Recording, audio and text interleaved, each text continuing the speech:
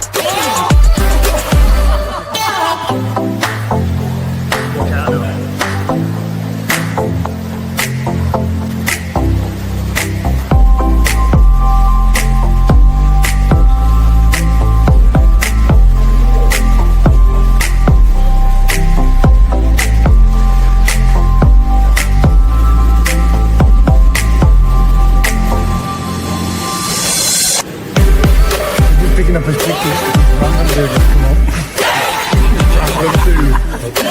Yeah, we're getting his ticket to go back to Tokyo for the night in the hotel. We'll be editing all this to give possible. Do try turning into the chins up. We're doing that last Monday. I'm with a cold sweat. Hot sweat, man. You said this were going home with you. 600 quid, wasn't it? Oh, I'm up. Hey, oh, did you hear that? No. He said 600. We're having that as a first time thing. 20 seconds. Right, if I bid again, are you going to bid any more? He's got that stonker face on his nose. 10, 9. Well done. 5, 4, 3, 2, 1.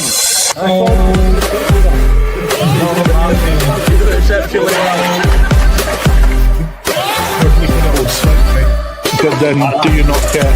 If you get a swipe, do you not? Does it not start to build up down? Sorry, I had to do it. To beat everything I've ever built on a slope, mate. I forgot everything.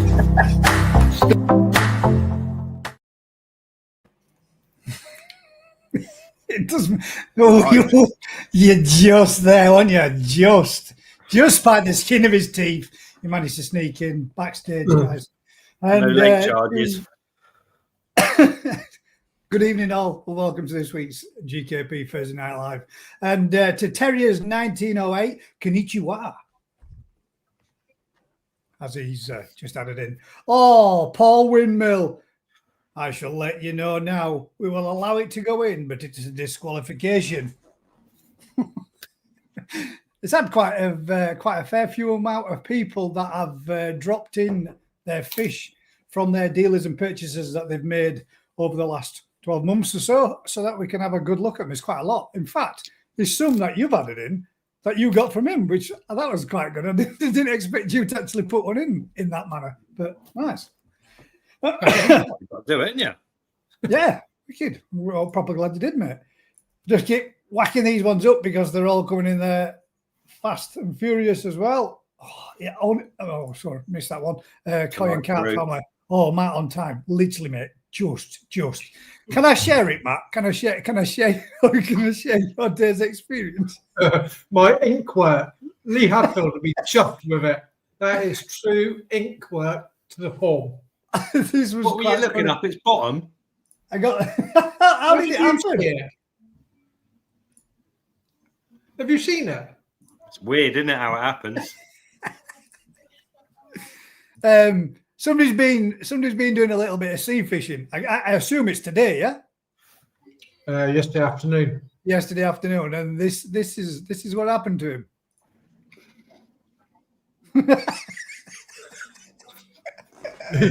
You got covered in it. It's absolutely everywhere. It was just a perfect. It was almost like in slow-mo. I looked down at it. It looked up at me. He went and got me straight in the face.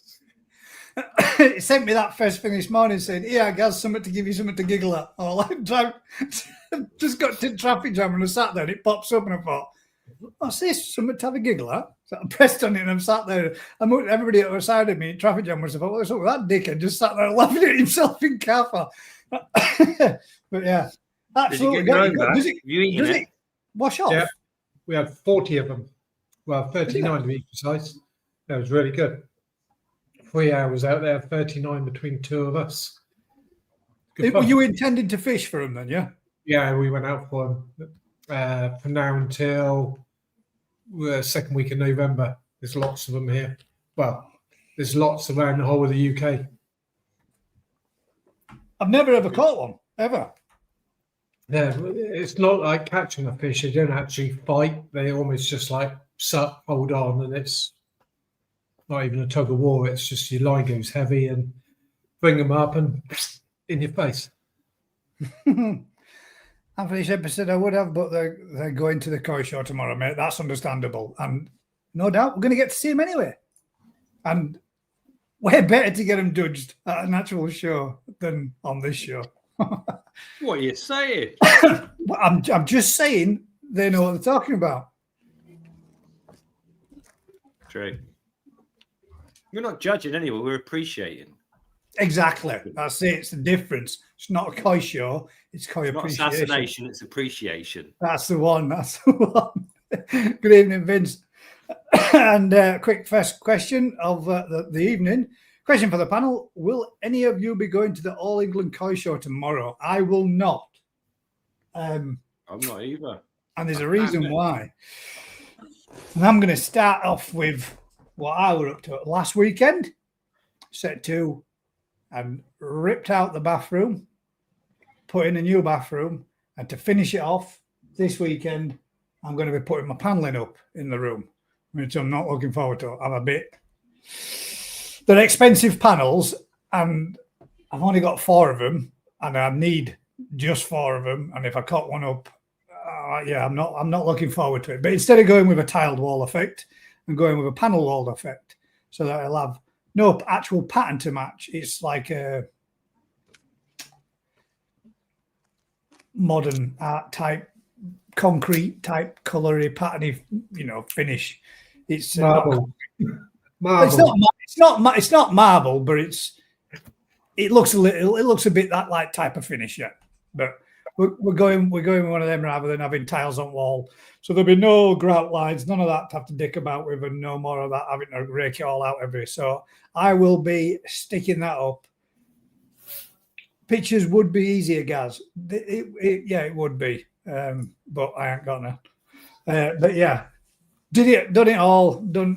Ripped out all the old bathroom suite. Had a couple of problems. Couple of LVT flooring is fucking shit, and I will say that much. Yeah, I don't want to ever work with that stuff ever again. In fact, well, no, it was probably more the fact that it was in the bathroom. There were a lot of pipes to cut around. Whereas if you were in a conventional room without any pipe work, it might not be as difficult. But man, it was fucking doing my titting. Hard stuff. Really easy to cut. I don't know if you've ever used. I don't know. This is not koi related, but that's why I won't be going to the koi show next week. At the weekend, because I'll be finishing my bathroom, and then after that project's all done and finished, kitchen's getting ripped out, and that's getting done too. Because it's about time we treated our house to the things that it needs. Look at you, new bathroom, new kitchen, new Range Rover. New Range Rover, my house. You'd never see me driving around in a fucking Range Rover, mate. One thing I'm not is not a twat. Oh, I've just alienated half you. I'll take the Range Rover back then, shall I? Why does anybody need a Range Rover? Especially just for taking kids to school in the only 4 inches of snow we get every year. I don't know. Mine's fine. You haven't got a Range Rover, have you? I thought I just alienated you as well. Oh, well, never mind. No, I'm drinking my French beer, mate. No, Aaron, I haven't. What's the biggest you caught, Rich? It's called a Lowland. What was the biggest you caught? 47. Big enough, isn't it? Kept me busy. How big? 47. 47? Biggest Is that your PB then? No, it's No. not, is it? No, it's not. No, it's all right. It's good crack, mate. Good beer. Good I did. Yeah, bread and cheese, mate, and the baguettes.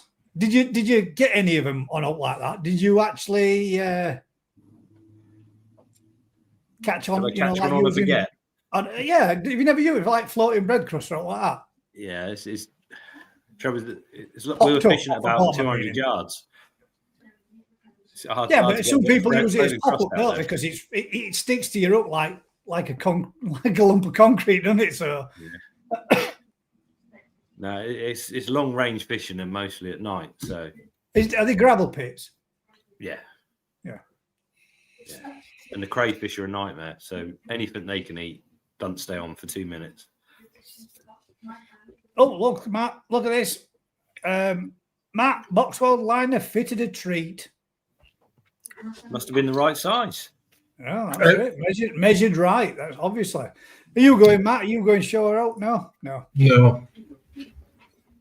Unfortunately, love to, but no. I think Vince and Dave and that lot are all going. Tony and whatever. I think they're all on the road path. I've had one, Colin. I got rid of it because it sucked too much fuel. It were a V6, man. Colin's got 2, isn't he?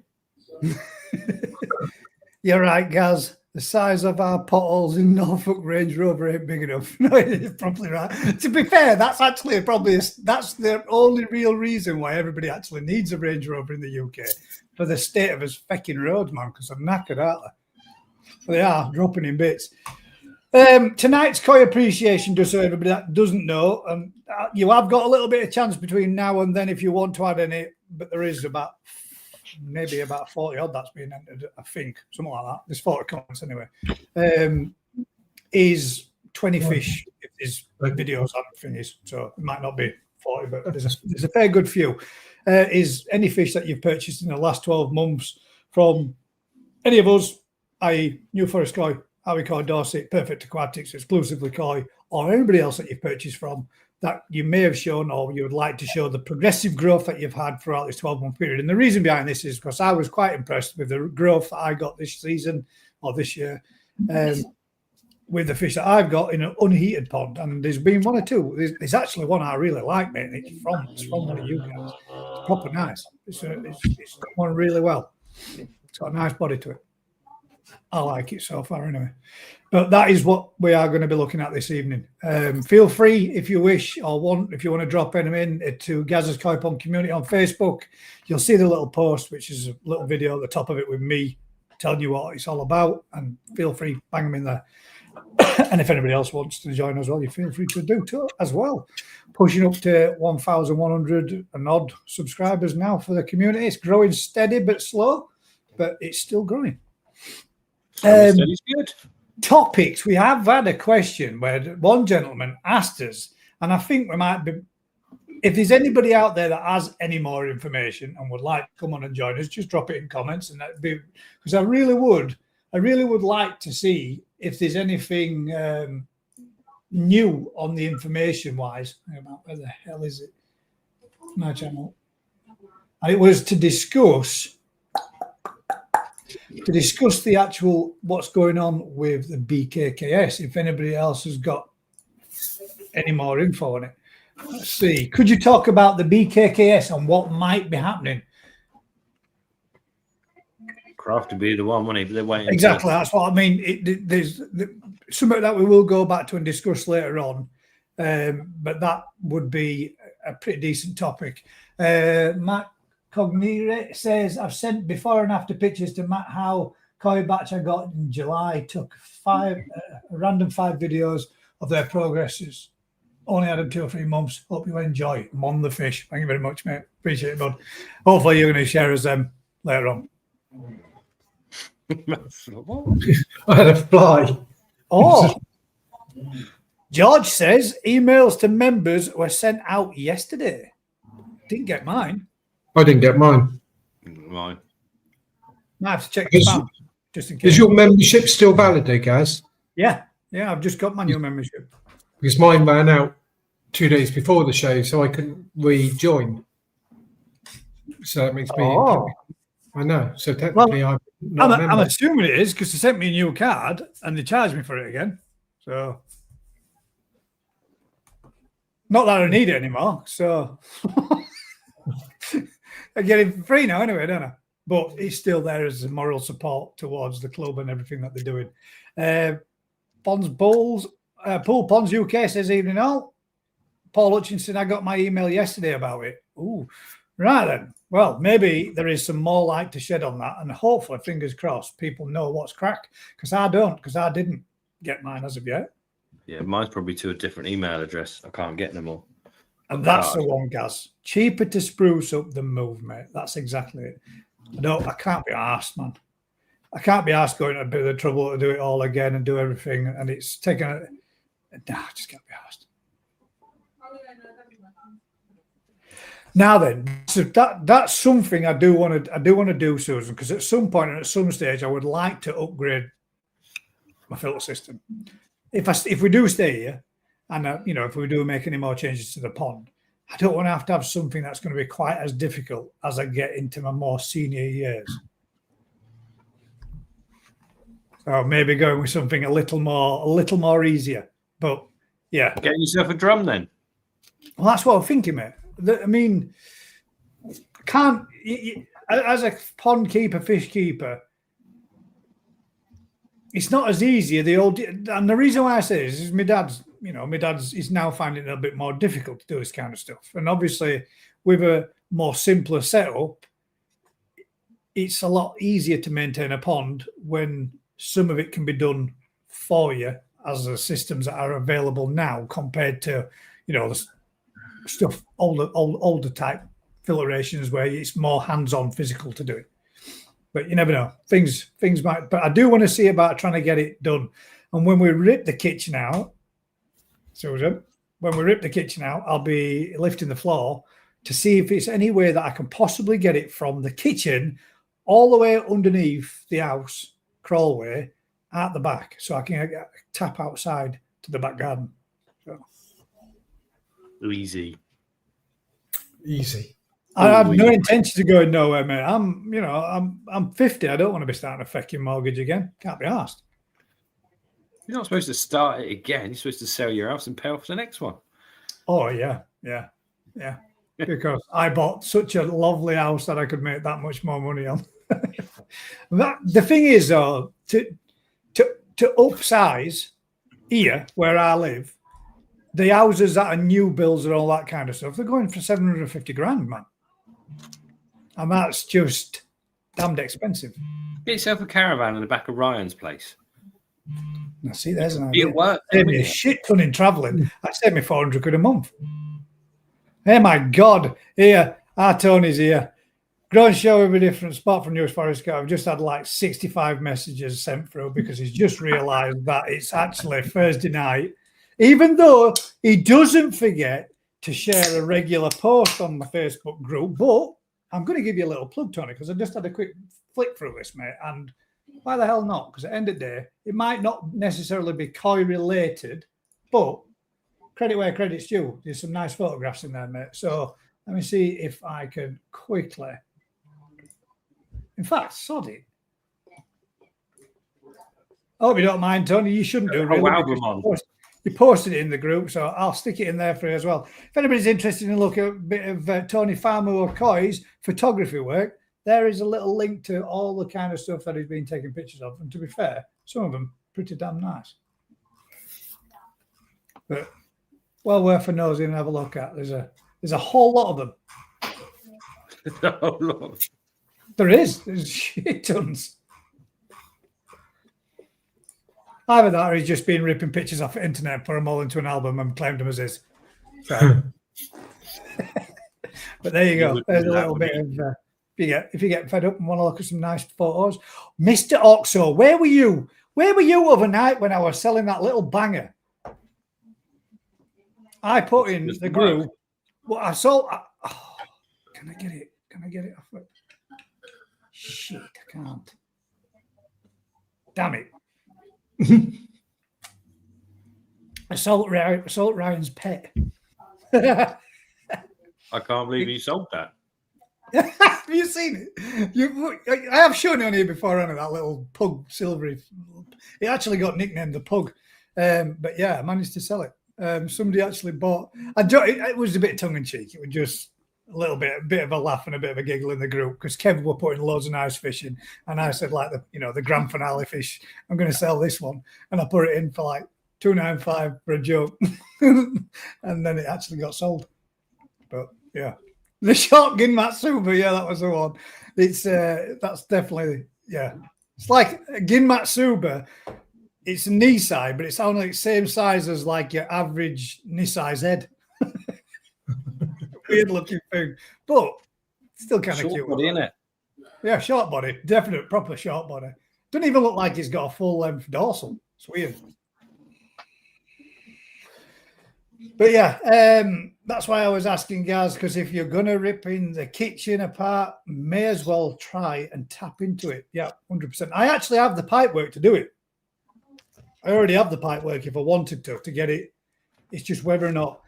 The thing is, I don't mind going underneath floor, and I know it's accessible. I know you can get through the floor because when we used to have a cat, somebody once left kitchen cupboard open, and cat jumped into kitchen cupboard. And where the mains water pipe come up, it was a small hole about so big, and the cat dropped down in there.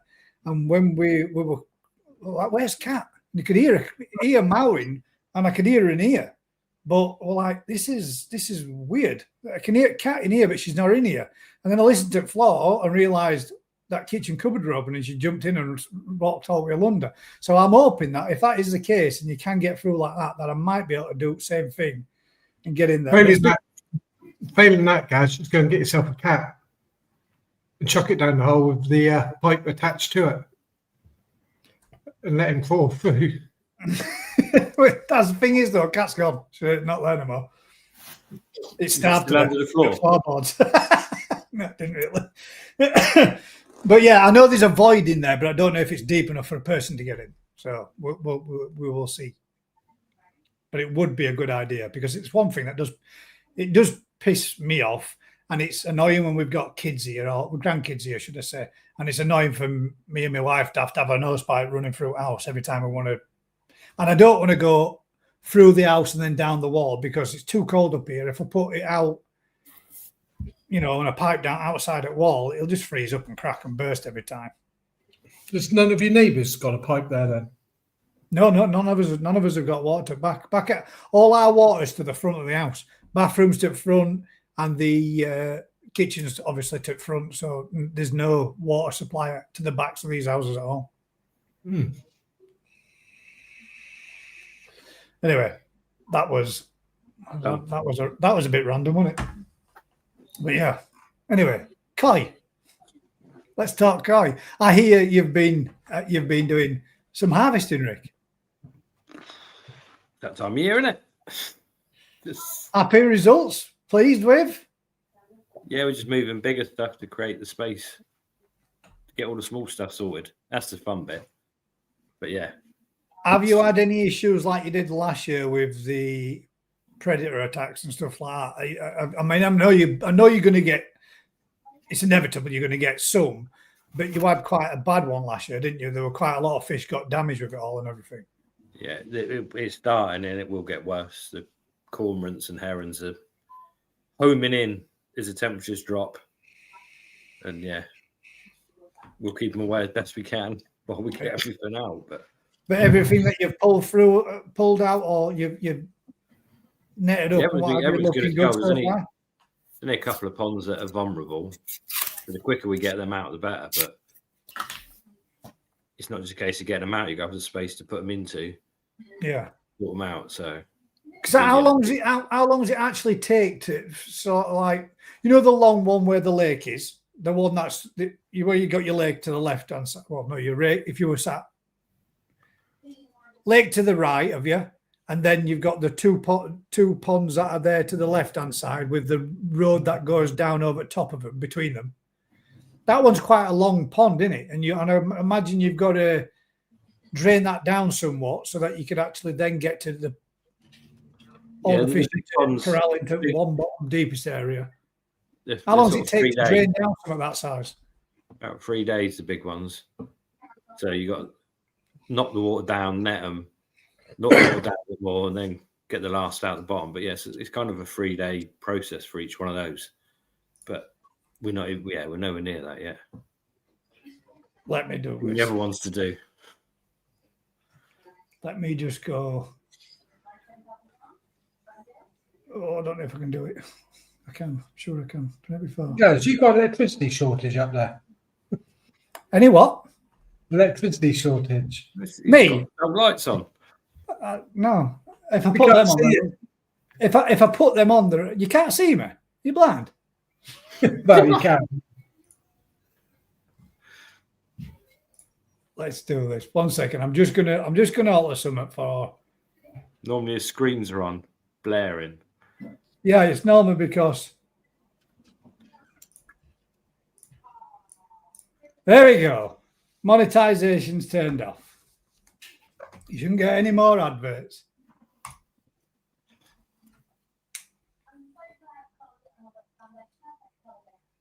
You told oh yeah, we're not going to go through that again, are we? No. Okay. Top right corner. It gets there. You go. Is that better, Matt? That's better. Sun shining. It's normally because they have that one on and up, but if I put this one on, then it's darker.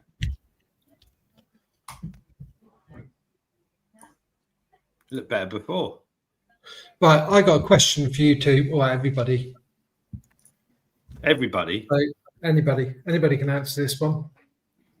So you're running a drum system, and you're going to treat with a powder treatment.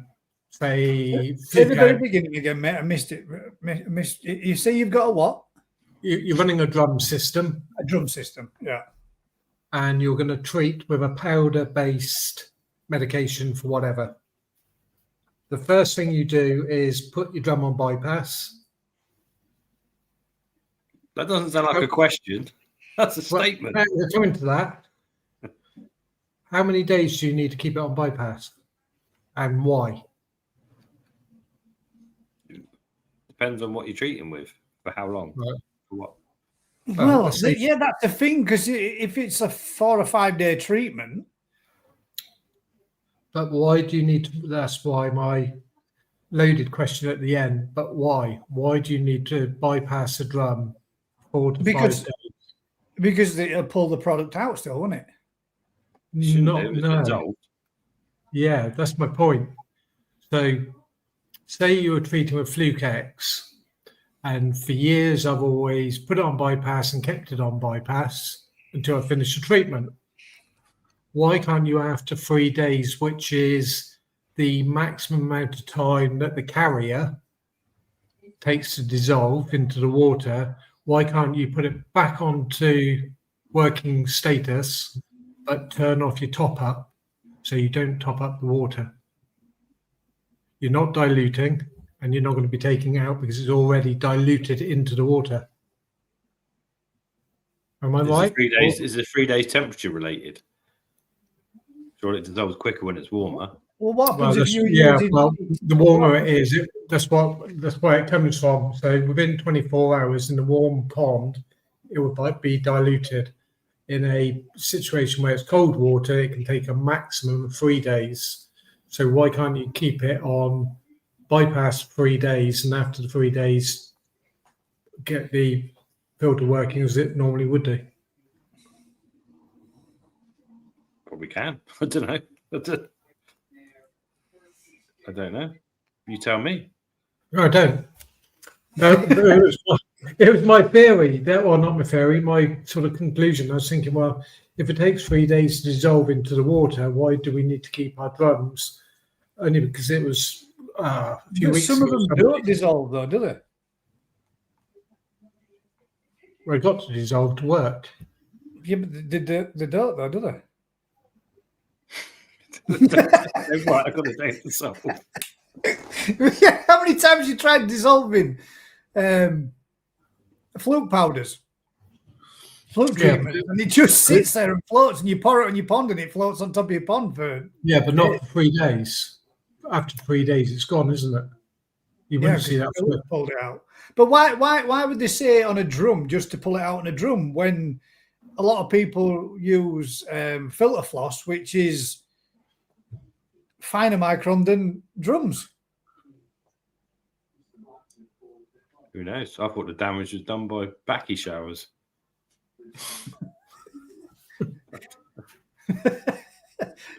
Sometimes though, some of the powders are like hard as shit out there to dissolve. Yeah, the praziquantal doesn't want to dissolve. I was waiting for you to say it, so I didn't want to get the word wrong even. Yeah, but it doesn't. It's not soluble in water, or it doesn't want to dissolve in water, so that's why it's a pain in the ass. That's why it's got to be put with carriers and whatever else. I don't know. No, that's a statement. Yeah, that's valid, mate. It's still in the system. Drum flushes it to waste, so drums ditch it, whereas it still stays in your system. But if you're not topping up, shouldn't make the concentration should stay the same, shouldn't it? You just might have a bit less water, but yeah, and again, there's that side to a drum because it does take out that water and replenishes it. So eventually, over a period of days, you'd be diluting it somewhat with 7 to 8. I mean, some of them have like 6 or 7 to 8 cycles an hour, don't they? Seems a bit excessive that to me, man. water change in a week. Yeah, something would be going wrong if you're flushing or the drum's rotating that amount of times. No, but I'm not saying but they can do up to that amount of flushes, can't they? Whilst they're trying to take that chemical out, yeah, because it keeps blocking the drum.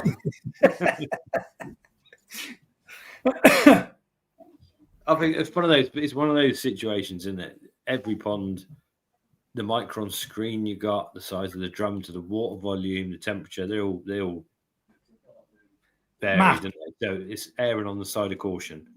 Fiona says it takes 48 hours for the carrier, but further 48 hours to work. But it would still be what Matt says, it'd be dissolved though, wouldn't it? Your drum's not going to take it out after 48 hours because it's liquid in the water. It's liquid. In the first 48 hours, that should be enough, shouldn't it? Unless it's by a dilution then, because in the second 48 hours. Just switch your drum off for 4 days or bypass it. Turn your shower off. Turn your UV off. Take your filter floss out. Yeah. I mean, seems like the treatment. Yeah. I don't know.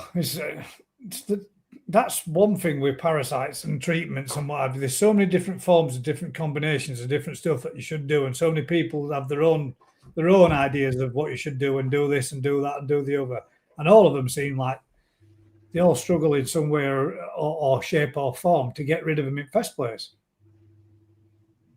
I don't know. Well, I mean, isn't it? Done right, it works, but you have to work what works for your pond, don't you? So if you have to PP it before you use a fluke treatment to get the organic matter out, so be it. If you have to bypass your drum for 5 days, so be it.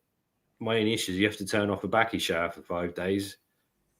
By the time you put it back on, the flukes in the backy shower are going to go back in the pond, aren't they? Yeah. That's that, and yeah. And they can. You were saying, Matt, weren't you, before on this that they can live for how many days without water or whatever? Oh, as long as they're kept moist. Moist, our favourite word. See, one of the bits that I think it was Fiona who actually said as well is with the drum, when we turn off the drum and put it on bypass, the drum sits. How many times do you go and manually turn the drum round to make sure that the whole drum, like what we do with the PP? So when we PP, normally you drop all your nets into the pond as well. So all of those have gone through the treatment. If there's anything on the nets is all eradicated.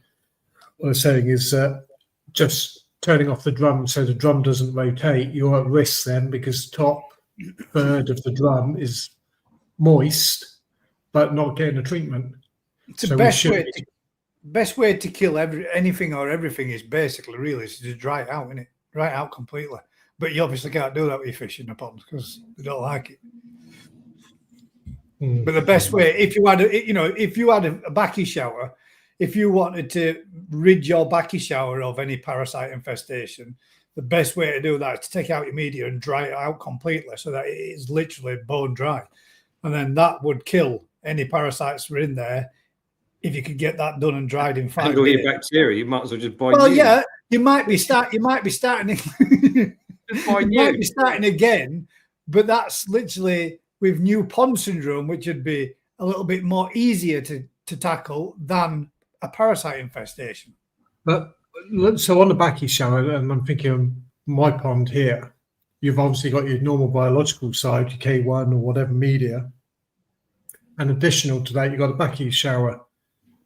Now, we always say about not turning off the backy showers during the winter, but perhaps that's what we should be doing, is turning off the backy shower during the winter when we're not feeding and we don't need that biological side, so that we clean everything out. Yorkshire flukes, mate, double hard bastards. That's the ones. You don't want them. I can bring you some. Well, I can't, so I've got rid of them. So, shit. You're clear. Why did I say that? Why did I say that? I said this other day when we were doing photographs as well. So I think we've got this mix now to Kev. We're like 4 fish in us. I've got this down now, mate. I know exactly what it is. 4 buckets of water, this amount of sedate, and then the next pond you put that much water in, 1 and a bit buckets of warm water, and that's it. It's a perfect combination for photos. And he went, "Why did you say that?" I said, "What do you mean?" He says, "You watch now." And that's it. The very next fish just dicked about. And then the next 10 fish after that dicked about again. I was like, yeah, I should have kept my mouth shut, man. I just jinxed myself. Well, I hope I don't get them now. I really hope I don't start with my pond's fucking freezing.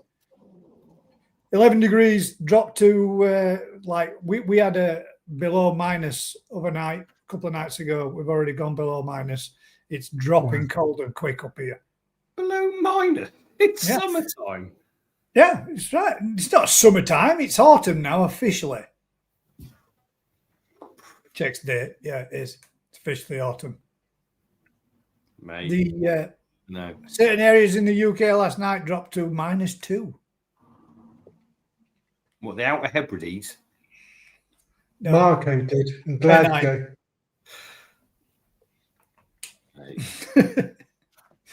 Short-lived summer up there. Yeah, just jinxed myself. You're probably right. I probably did. If drying out kills everything. If drying out kills everything, it does, mate. If you want to kill anything, but it does literally kill everything. If you wanted to kill anything that you'd got anything nasty, if it were baked nice, warm and dry, then it's dead because it can't live without water, can it? It's dependent upon it. You obviously can't do that with your fish, but you can do it with your media and your filtration and such.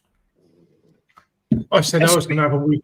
I said I was going to have a week of drying out, and I felt bloody awful. Yeah, my ass. Drying out. What, you're going to dry out a bottle? That's what I think you'll be drying out. There was a quick question there. In your opinion, what is the worst filtration product on the market? Now, this could get us a heap load of shit. Right quick. Yeah. This could. There goes any sponsors. Can I go first? Yes, you may. Any sealed container that you can't see what the water's doing in, so when water goes in and comes out and you don't know what it's doing, it's got to be the worst, in my opinion. Bead filter. Right, you literally took it out of my mouth before. I was just going to say a bead filter then, right? So is that the type I'd say worse than, no, not bead. Bead filters looked after all right. I would say they have a vision panel, don't they, for at least 2 weeks until it turns green. Yeah, they've pressurized canisters that water goes in, water comes out. You turn a knob on top. I've cleaned it. It's like, you're kidding me. Yeah, really? Yeah. Yeah.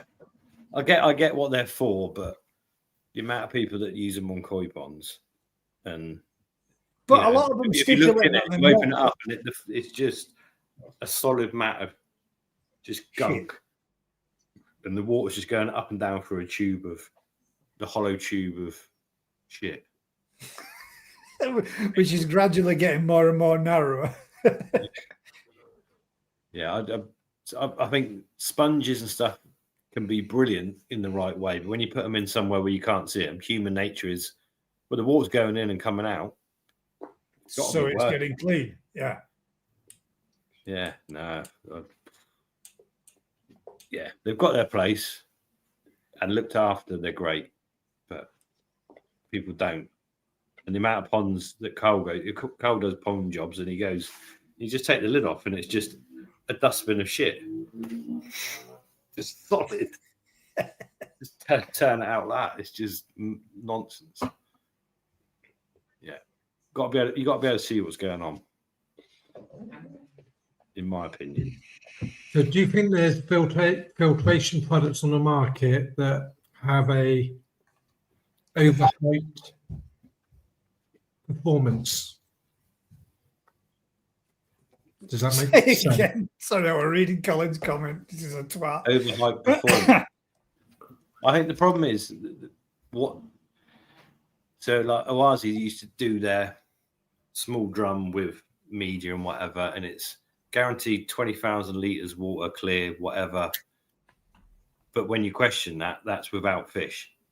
So that's kind of a nonsense, isn't it? And they can't put, this will keep X amount of pond, because people have different amounts of fish, different amounts of sunlight, different feeding regimes. I don't know. How do you, if you're selling a product, you can't say it's all right, but it's a bit shit if you feed a lot. You've got to big it up a bit and say, oh, it'll keep 20,000 litres of water crystal clear. And in the small print, you put, unless there's fish in it, or unless you feed your fish. There isn't, it's come on leaps and bounds, filtration. The product's available and the knowledge. Look at these. Hang about, where is it there? I use pressure filters and they work super well. There you go. But I bet Richard cleans his out now and again. Have you looked inside them, mate? He cleans them. I've only got 2 pressure filters and a shower, and they've had no issues, but they are cleaned every 2 weeks. We use pressure filters, and they're absolutely good as gold as long as you're aware of them, and don't trust the little knobby top thing. Knobby top thing. Don't just think that 16 lines of an handle is sufficient enough to clean your filter. Most of them, when you look at them, once they're manky, you turn that handle and the sponges, nothing moves. It just can't move it. It rotates or whatever without. You need to take them apart regularly. That's what I was meaning. That's what I was meaning, Rob. You know, when you want to get, like Matt says, he dips all of his. See, we dip out anything that's used gets dipped, and then it gets dried out, because that's what keeps them clean and dry. Yeah, and in good condition. Making sure you're not spreading out back and forth. But yes, everything that relies on water to survive, if you dry it out, will definitely kill it, Colin.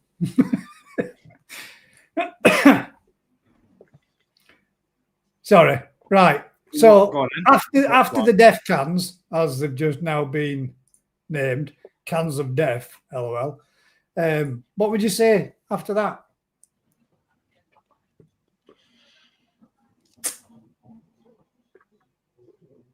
I'm going to get shot for this one. Yeah, well, that's why I'm saying no. Yeah.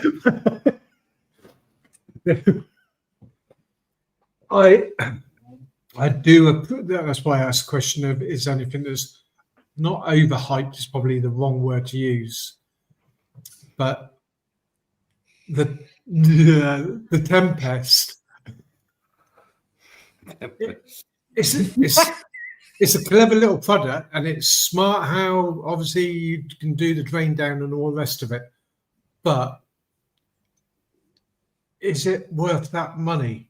And is it really doing? Not right. If we're going to be serious about it, when you're saying about that, is it worth that money? Is any filtration that literally costs no more than 300 or 400 quid max to produce worth $5,000? But the Tempest is, at the end of the day, I'd rather a Tempest than a pressure filter, because you can see what's going on in there. You can clean it, and it's actually doing a much better biological job. It might not be as good water clarity wise as a little pressure filter with foams, certainly short term, but actually people tend to be, you see that and you clean it regularly. A pressure filter you tend to just leave in the ground. And, yeah, but that's human nature, though, isn't it? If out of sight, out of mind type of thing. But with the Tempest, and it's clear and it's visible, and you're prompted by looking at it to do a clean, aren't you? Because you can physically see it needs it. and everybody always says that when you do the clean on Tempest, it's captured lots and lots of shape. So it definitely does some benefit to the pond. But would anything, any form of media, any form of filter put in line have the same effect as that would? It may not be so smart. There's a big difference between, if you imagine a Tempest, but you filled it with sand as a sand filter. Again, it's great, but it blocks really quickly. You filled it with foams, it'll work, but how do you clean it? Whereas with K1 and whatever, it's easy. You can see it clean. You see that shit come out, and you get mental. I turn this, that shit comes out. It's done a great job, and it does do a good biological job.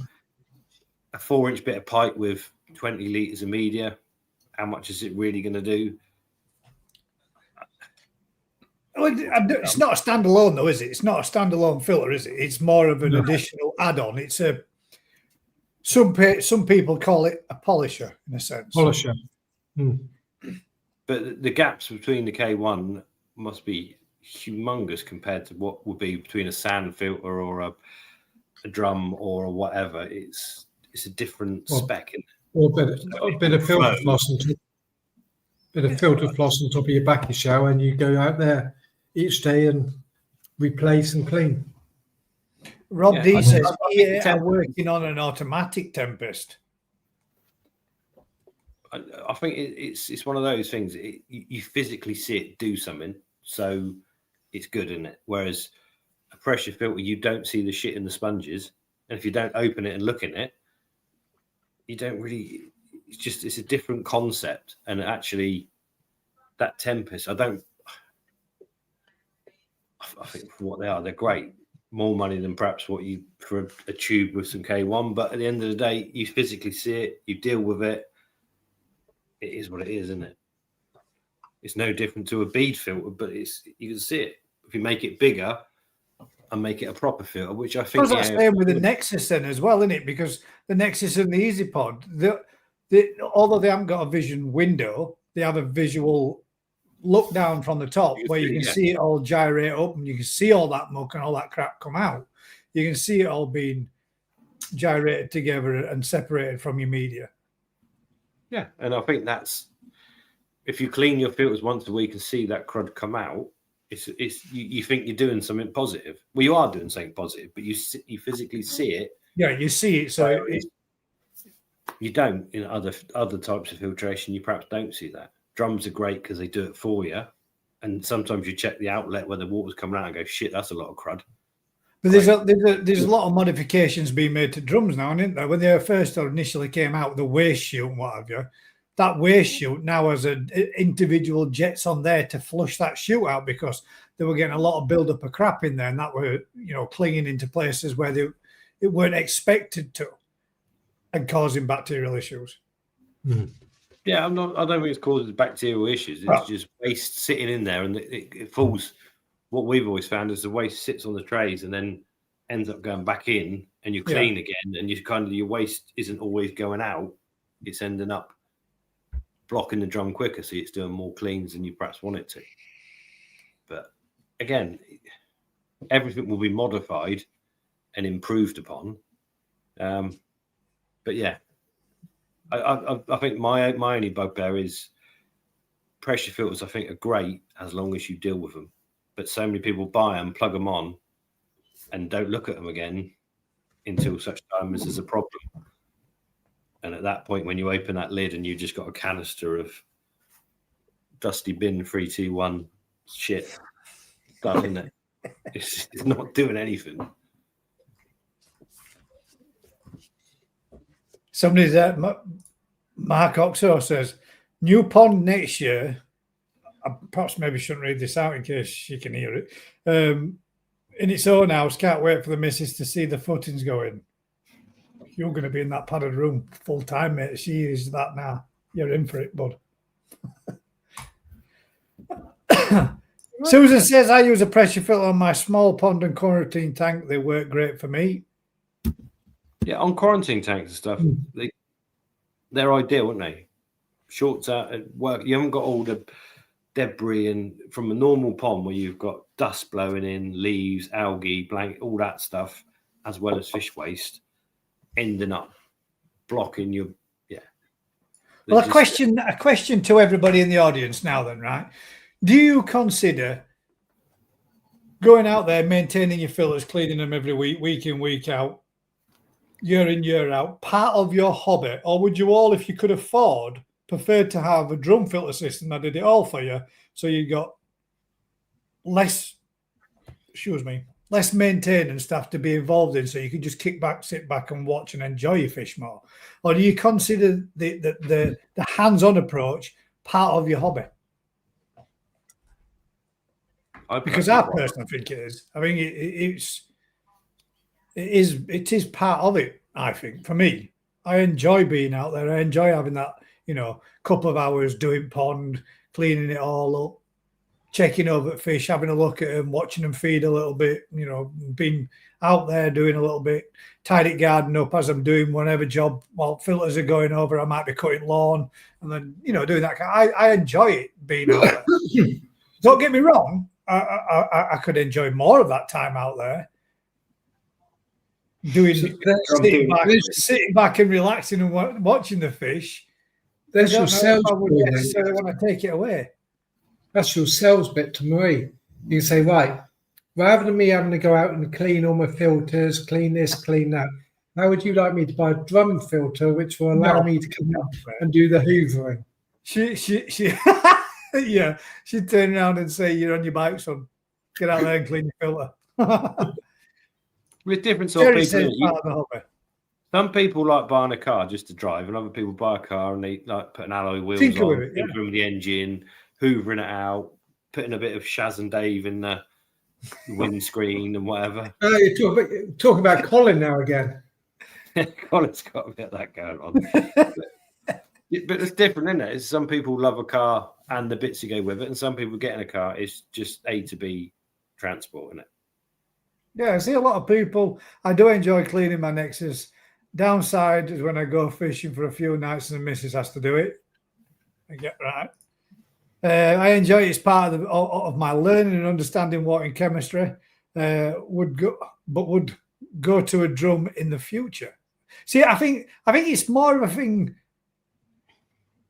I think it's more of a sensible thing the older you get in life to have that type of thing. Especially if you're Alan Tate's type of people. Oh, I like that, Gaz. That's great.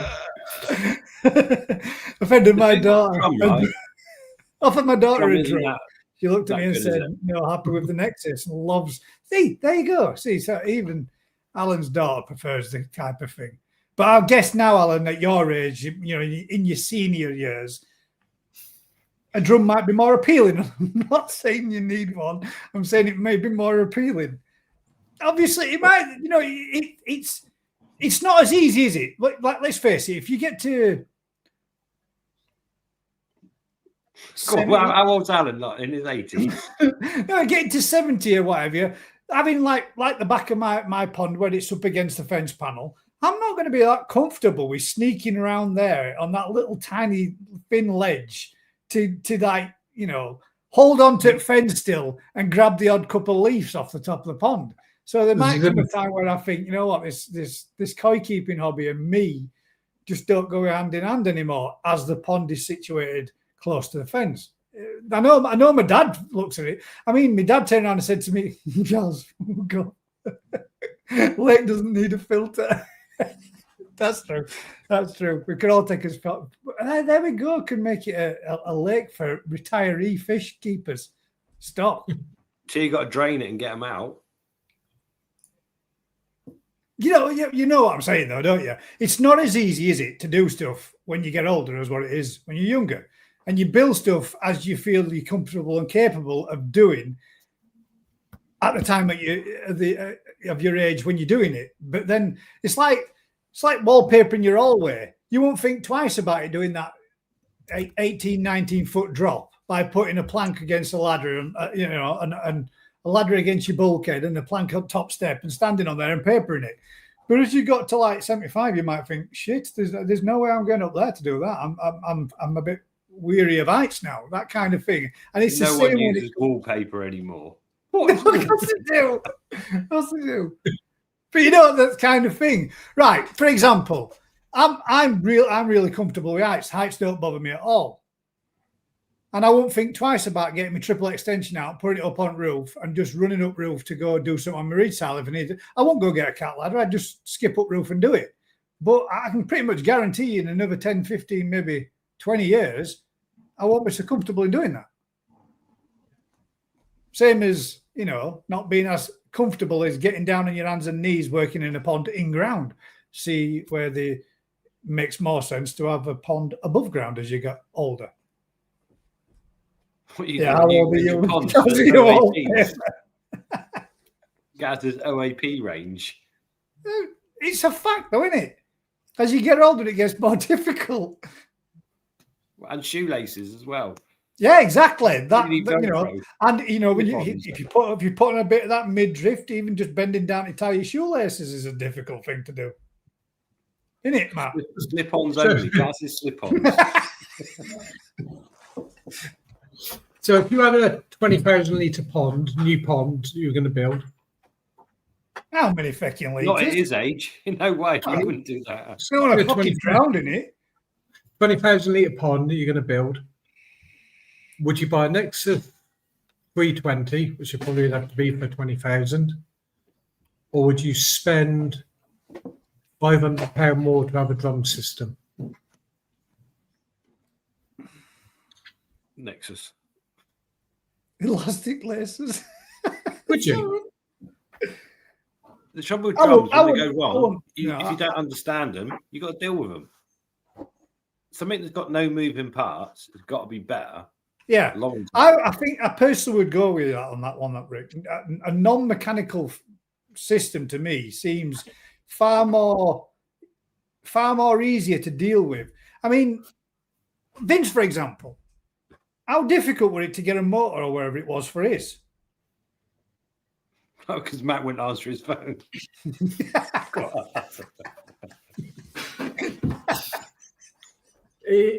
At the end of the day, hang on. Let's set the record straight. I did not avoid any phone calls. He's got the knife out. Vince hadn't phoned me. I hope that's for cutting cheese. And he loves me long drums. If you're a mechanical minded person, drums are amazing. But the amount of people we've supplied drums to, that the moment they go wrong, they phone you up. And it's like, well, if you turn it on and off again. Have you reset your router on your drum? It's in it. So you refresh your Wi-Fi?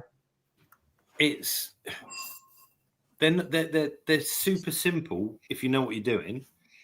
And if you don't know what you're doing and it doesn't work anymore, the first thing you do is phone the person that supplied it. And they've then got to go, well, if you check the float switch, is this working? Have you switched it on? Have you done this? Have you done that?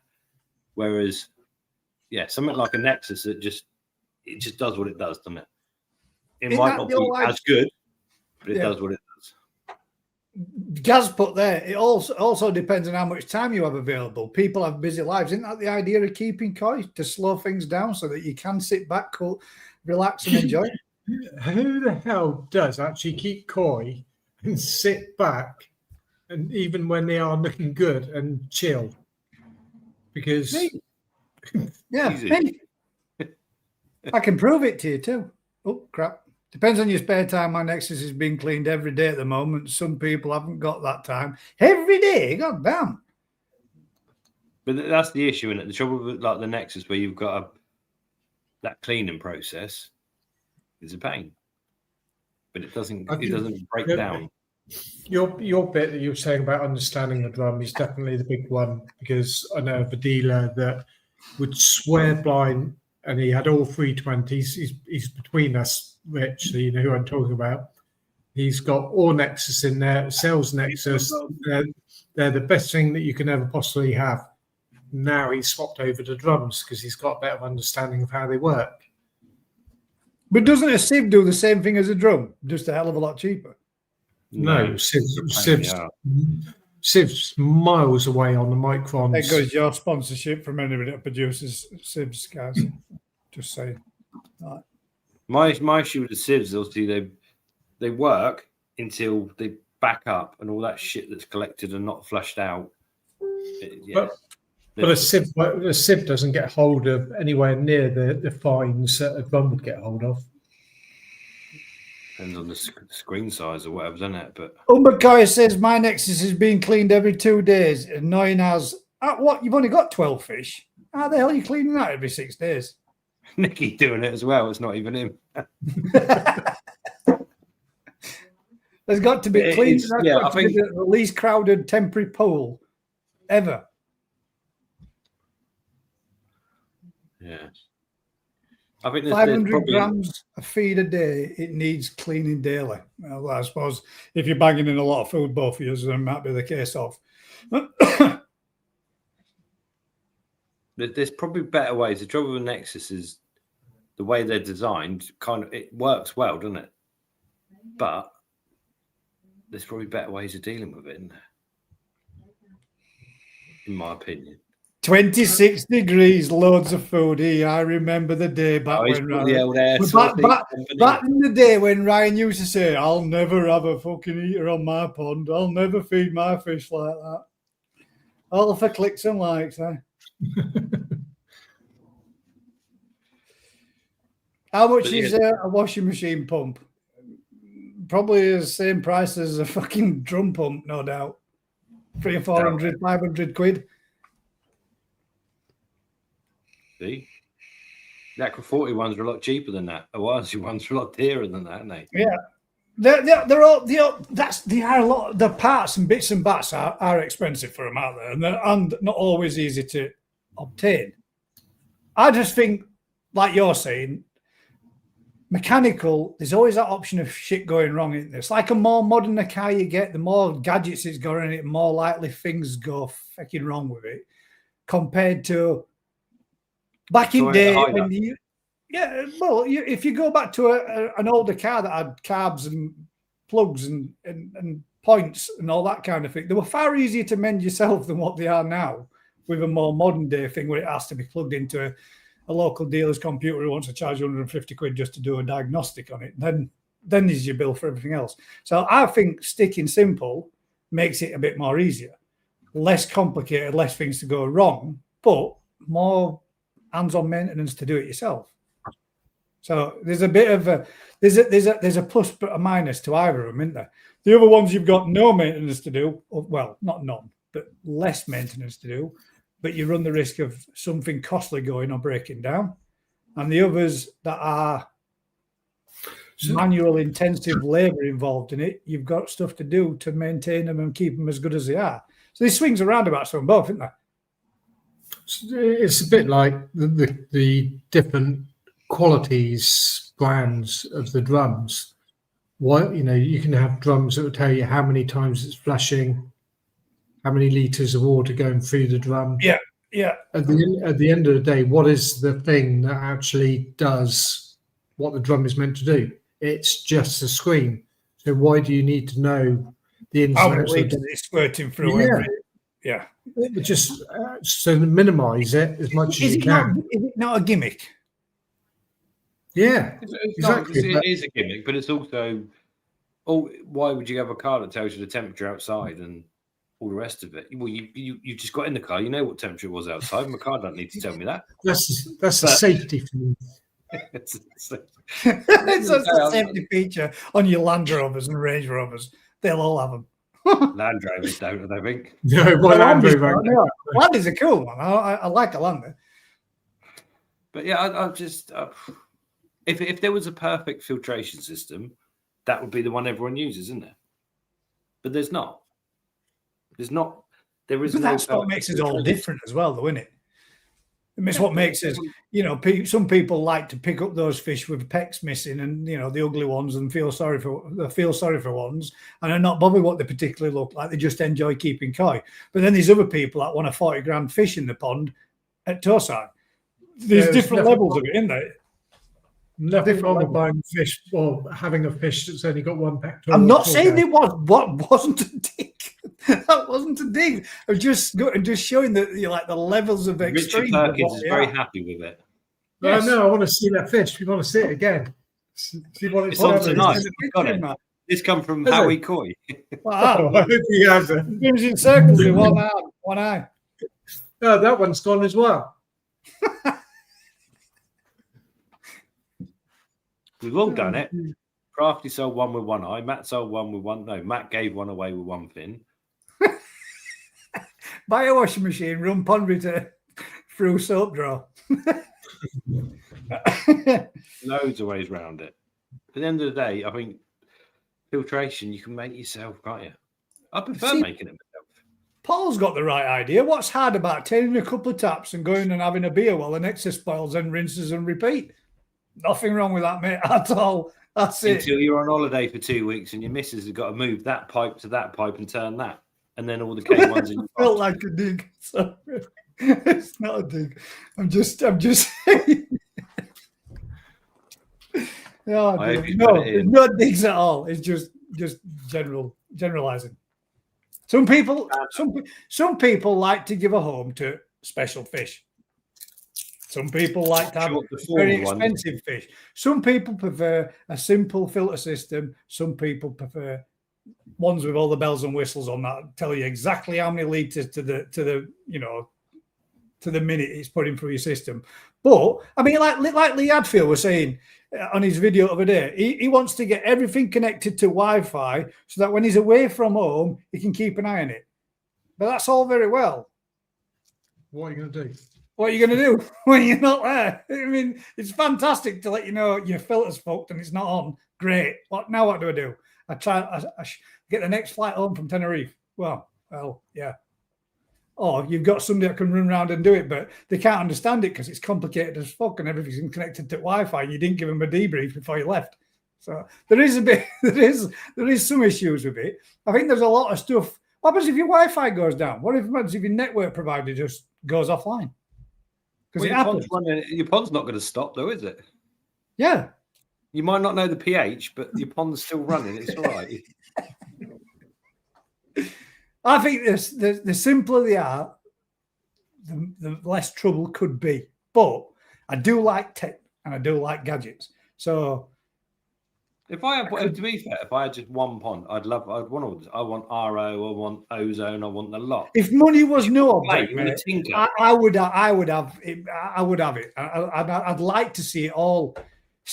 How you see some people's ponds where they've got all the proper damn nice, neat pipe work, sweat bends and everything, and it's all part of it, and it's all there as part of the display. I think they look mint, me. I love all that. It's the same as seeing a sparker that does a real good job, or a plumber that does a real good job when he fits a boiler system, and all his pipes are nice and neat, and all these yellow and green wires are nice, and then the blues and the browns and the red, and they're all nice and straight. That shit does it for me. I like that, but I think I'm a little OCD. So, well, not a little, quite a bit. So I can appreciate the fine art in it when they do it. So I can get where you're coming from, Rick. I think if money were no object and I could do it, I would do it and it'd be next level. But I am. You would, wouldn't you? If you like the filter and you want to tinker to get the absolute optimum, then you'd have all that stuff. But in reality, for most people, simplicity is king, isn't it? Because as soon as you complicate things, that's what goes wrong, isn't it? And you go away for 2 weeks. You know, the day you go away for 2 weeks, the first day, something goes wrong, doesn't it? No, kitchen fitters, mate. Kitchen fitters are a goddamn nightmare. And I've worked alongside of them for 20 odd plus years, mate, going around putting all their work right because they don't give a shit and they do knock them and they do bang them, they do chip them. So kitchen fitters don't fall into that category, unfortunately. Sorry if I offended any kitchen fitters, but I've put many of your jobs right. You're on one tonight. So if you're a kitchen fitter and you drove a Range Rover, not what I said. Nexus. No, You it's got a beef kitchen filter. fitters for commercial companies. Your everyday guy that probably does it and does his own jobs and does them with pride, it's totally different. But anybody that works in the building industry that fits kitchens, not all of them, but a lot of them don't really give a shit about how much damage they do, or fit it and say fuck it anyway, or cover it with a bit of super glue, or stick a little bit of muck in it so it don't look like it's there. There's lots of. Well, they know you're going to come up and fix it up afterwards. Back in the day, That's that thing. Do you know what, mate? I think 9 times out of 10, that is half the problem within the building industry, because there's a lot of people that do work knowing full well that the snaggers are going to come along behind them afterwards to rectify their shit, so they can get in, get the cream, get gone, and then everybody else gets to put that stuff right. So that it's kind of expected. I think you might be right there, mate. To be fair, they were keeping you in work, mate. Yeah. It was shit work though, wasn't it? So fuck them. Don't like it. Don't like doing it anymore. I think the BKKS. Oh, there's a point, Mr. Tate. Can you shed any light on? We did have a question, didn't we? I don't know. Were we dealing with a question? I don't know where we went. Well, we went. Yeah, we went. We went and did what we always do, off on a tangent. After that filter, then you've got to give the top 3 the ones you dislike the most. Oh, dislike the most. Well, I said pressure filter. Matt said he wanted to say Nexus, but he didn't have the balls, so we went for Divas. He cheated. I don't dislike it. I just think that, like, the footprint, the cost of it, for a piece of plastic.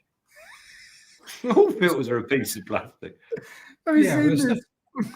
If you feel like proving Gaz wrong, he's got a kitchen he needs fitting for free. No more freebies. No. I think James says, hi, you men moan about time doing filters cleaning. Oh, here we go. Think of your wife, partner, standing, preparing and cooking a meal from scratch every day. We do. We would love to have a day off with just a microwave meal. There you go. Well, I'm all for a microwave meal. It's not a problem. I'm up for it. I do plenty of cooking. It's not difficult taking a potato out the freezer and a piece of meat out the freezer and chucking it in the oven. What is wrong with you women? Billy, please remember where that comment came from. I absolutely love my wife for all the meals and all the work and everything that she does on our behalf of me and my family. So I am not going down on that shit with you, Matt. You're drowning on your own, bud. No, women are amazing things. And I appreciate mine, as you've seen by the post this week. Oh yeah, I see.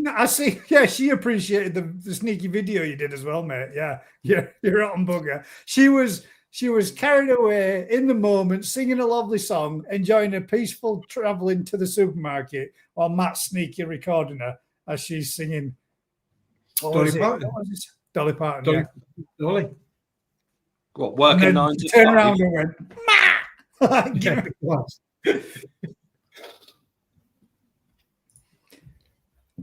I can't open it. It's a canned meat. Need one of those keys. I will. Yeah, I will check my spam folder in case that's where it's gone. But I haven't had anything yet.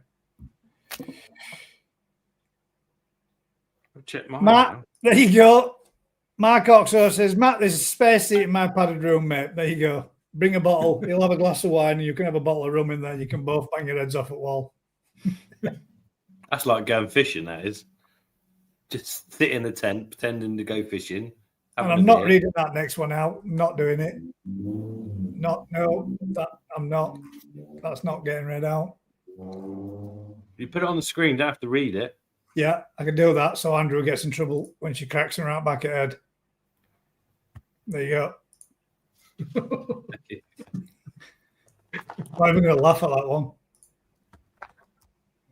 Right then, any other topics you would like to What did I miss any more? Because I know we went straight into this one. Did I miss any? That's further up.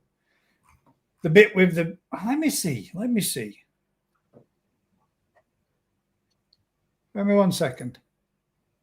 So how many shows we got left? We've got the All England this weekend. Yes. And the junior show. Is that it? Just 2 left.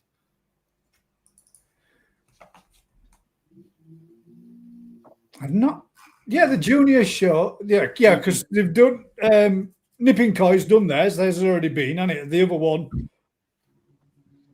There's the junior show. Yeah, which the Birmingham some one, people say should be. But this weekend show and the junior, I think that's it. I think there's just those 2. 2 left. Oh. Season over. Yeah. Koi season, yeah.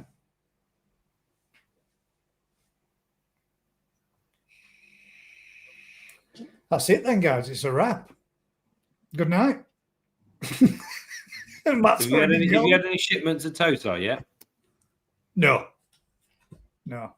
nothing yet, mate. I've actually started today. I'm going to do a little bit of a video about it as well. I've actually started ripping out to make 4 ponds into 2 grown ponds. So we're doing a little bit of modernization in Poly 2. It's having 2 new grown ponds made.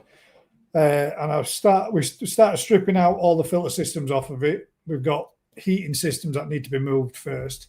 But I've pumped them out, emptied them out, removed the liners out on them, and then ready for taking out the dividing walls and then blocking up, coming up deeper.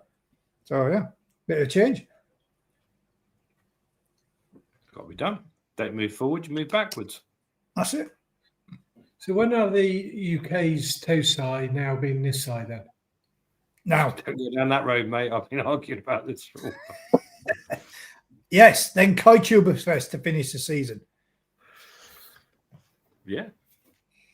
The highlight of the season, eh? Crafty one. says the season's only just starting. The season's only just starting. That sounds like somebody that sells fish for a living. Oh, Yeah, but it's sorry. exciting Hold on. times, isn't it? I Go mean, shopping. the nisei season's just beginning. Technically, if the nisei season's beginning, tosai's season's finished. It's just starting. I don't know. There's a bit But, of a process somewhere. Well, tosai are now becoming available, aren't they? Ready for going out, or will be going out again come next spring. But they're being sold now.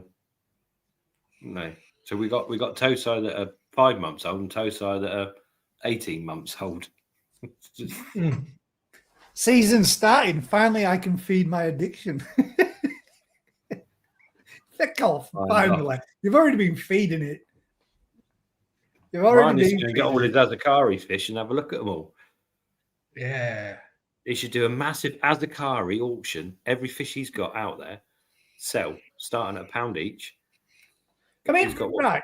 loads of them. When you said there earlier on, right? If harvest season's upon us and they're is. harvesting nisei, Yes. technically now means that everything before that is nisei. Yeah. So Does it not? can you? So the statement, is it true? I don't know, does it? A statement then, is it true or false?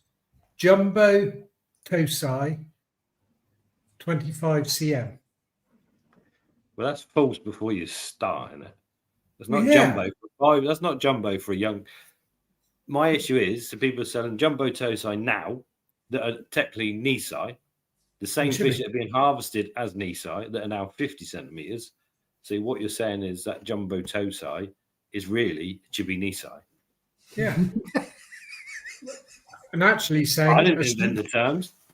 Well, it is, isn't it? You're actually saying a small fish or a small nisei. 100% because it's missed its whole growing season. The growing season is the summer, isn't it? Really? Yeah, Rick, this is this now. Right. Get comfortable, folks, because this could take some time. Well, no, it doesn't take any time. Get comfy, A mate. tosai is a fish in its first year. Yeah. So less than a year old. So once it's a year old, you're in that magic window of still tosai really, but it's not.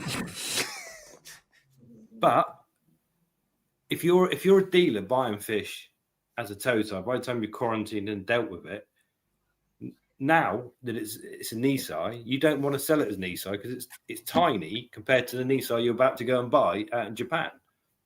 So there should be just put a date of birth on them.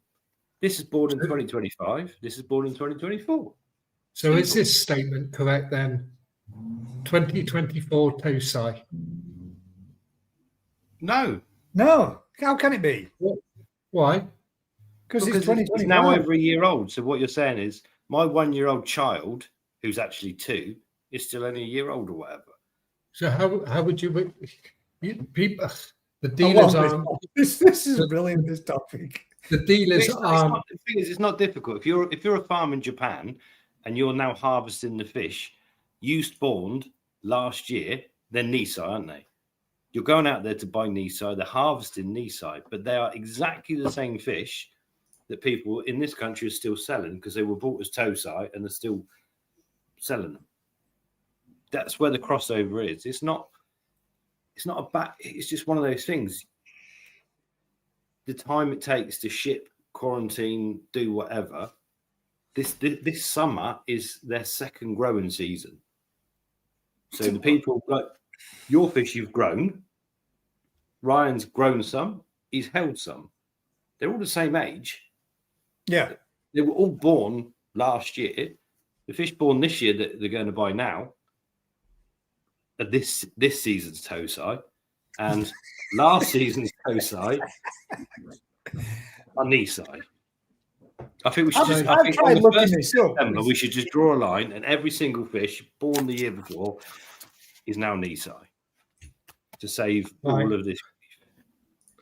So this, I'll turn it that way, man, so you can see what it is. Crab stick.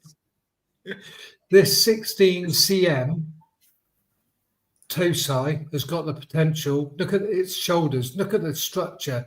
It's going to be a massive fish. Is that true or false? It can still be. Yeah, but the point is, it can.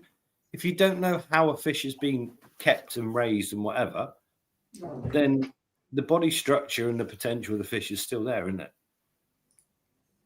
Even if it's had potentially 9 months of not growing. Yeah. In the environment. Yeah, because it's not had the environment to grow. But once you give it that environment, this is why you see people buying a 17 centimetre fish and 4 months later, they're 45 centimetres because they're suddenly given that environment and they've got the genetic potential to do it. My issue is if you're buying a 15 centimetre fish now that's had 2 summers, you're really getting to a point where that fish is going to struggle to catch up on what it's missed. Well, that's what I'm saying. If that crab stick is only 16 cm now, it's had 2 summers. Yeah, but if you're buying a fish that's got no bone structure, no genetic potential, whatever, and you're going to struggle. But if you're buying a fish that's physically almost being held back because of... So are you saying that a chibi nisei is nearly free then? It can be. Because that fish... Those fish that really are going from tosai to nisei now, or are nisei now, but people are selling as tosai, in a year's time, they'll be trying to sell them as nisei rather than small sansai, won't they? If you give a fish a date of birth, it just takes all that out. Well, that's what I said about the statement of 2024 tosai. That is but it was a tosai in 2024. It's not exactly. Alive technically. That's what the statement is. A 2024 tosai. It was a tosai in 2024. It was born. There you go. Then okay, that would be fine. So it's now technically. It doesn't say what age it is now, though, does it? It says this what. No, but in a month, say 2 months' time, it's definitely 100% nisei. Well, it's got to be on it because if next month they're pulling out nisei, they're pulling nisei. Nisei now, aren't they? Those were the tosai At that their second growing went summer, in the they were mud ponds at the beginning of the season, weren't they? But that's Coming see, the out of whole nisei. crossover this summer. You've gone from all fish crossing over this summer from being year-old into their second year. But don't they do it? Don't in the tosai season, in the tosai's age, more than 12 months? I know that sounds stupid, but I'm sure I've read something about tosai is a terminology given to a fish from X amount of months to X amount of months, but it's more than 12. Season. It's one whole season. Is that what it is? So Rick's tosai are tosai until technically, really, Rick spawns again next year. So it's easier for Rick. You have a bit of a leeway. So you if you're fishing, we're stretching a bit now, Rick. Then of course you have to have a little stretch, otherwise everyone's in trouble. But in reality, a fish it's still in its first year or its first season is a tosai. But if you're buying a tosai and you're selling it a month later, suddenly it might be over a year old. You're not going to call it nisei. But we've come to a point in the season now where you've got people selling tosai from last year and tosai from this year. For me, that's just a bit much, isn't it? It's not anymore. Yeah, see, actually, it's interesting in this conversation because I always thought it was easier for you because you have that spawn period. So that is your tosai to nisei period.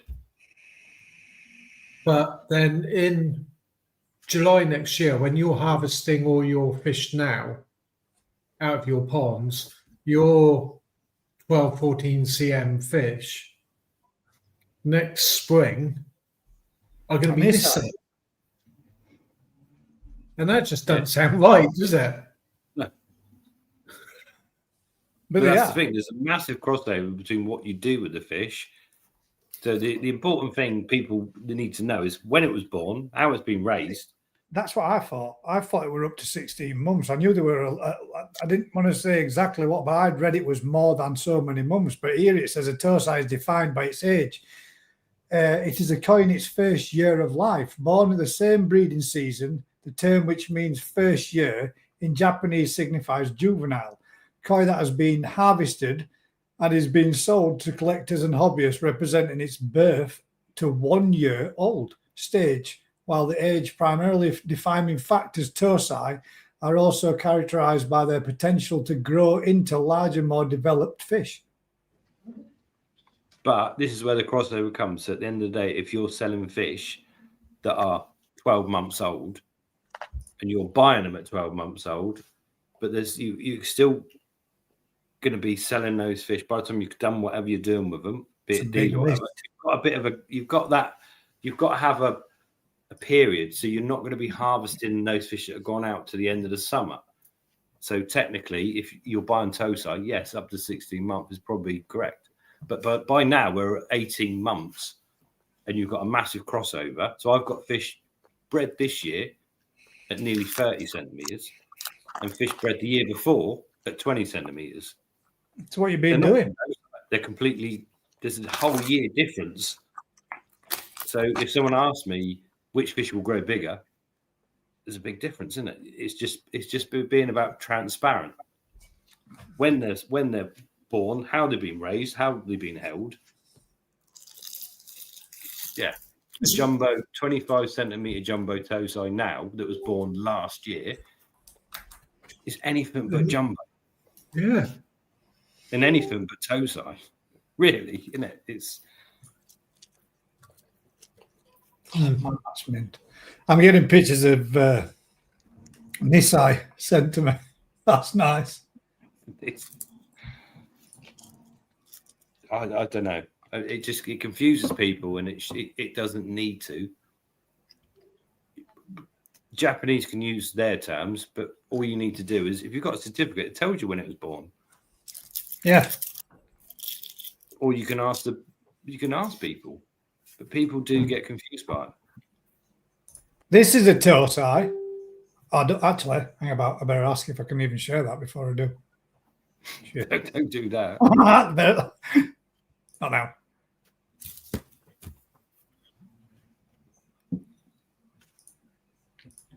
Yeah. It is one of those. There's no reason for it to be complicated. This fish was born last year. It's 18 months old. It's 35 centimeters. It spent a year growing in a mud pond, and it spent 6 months at a dealer's. Oh, right. So tosai to nisei.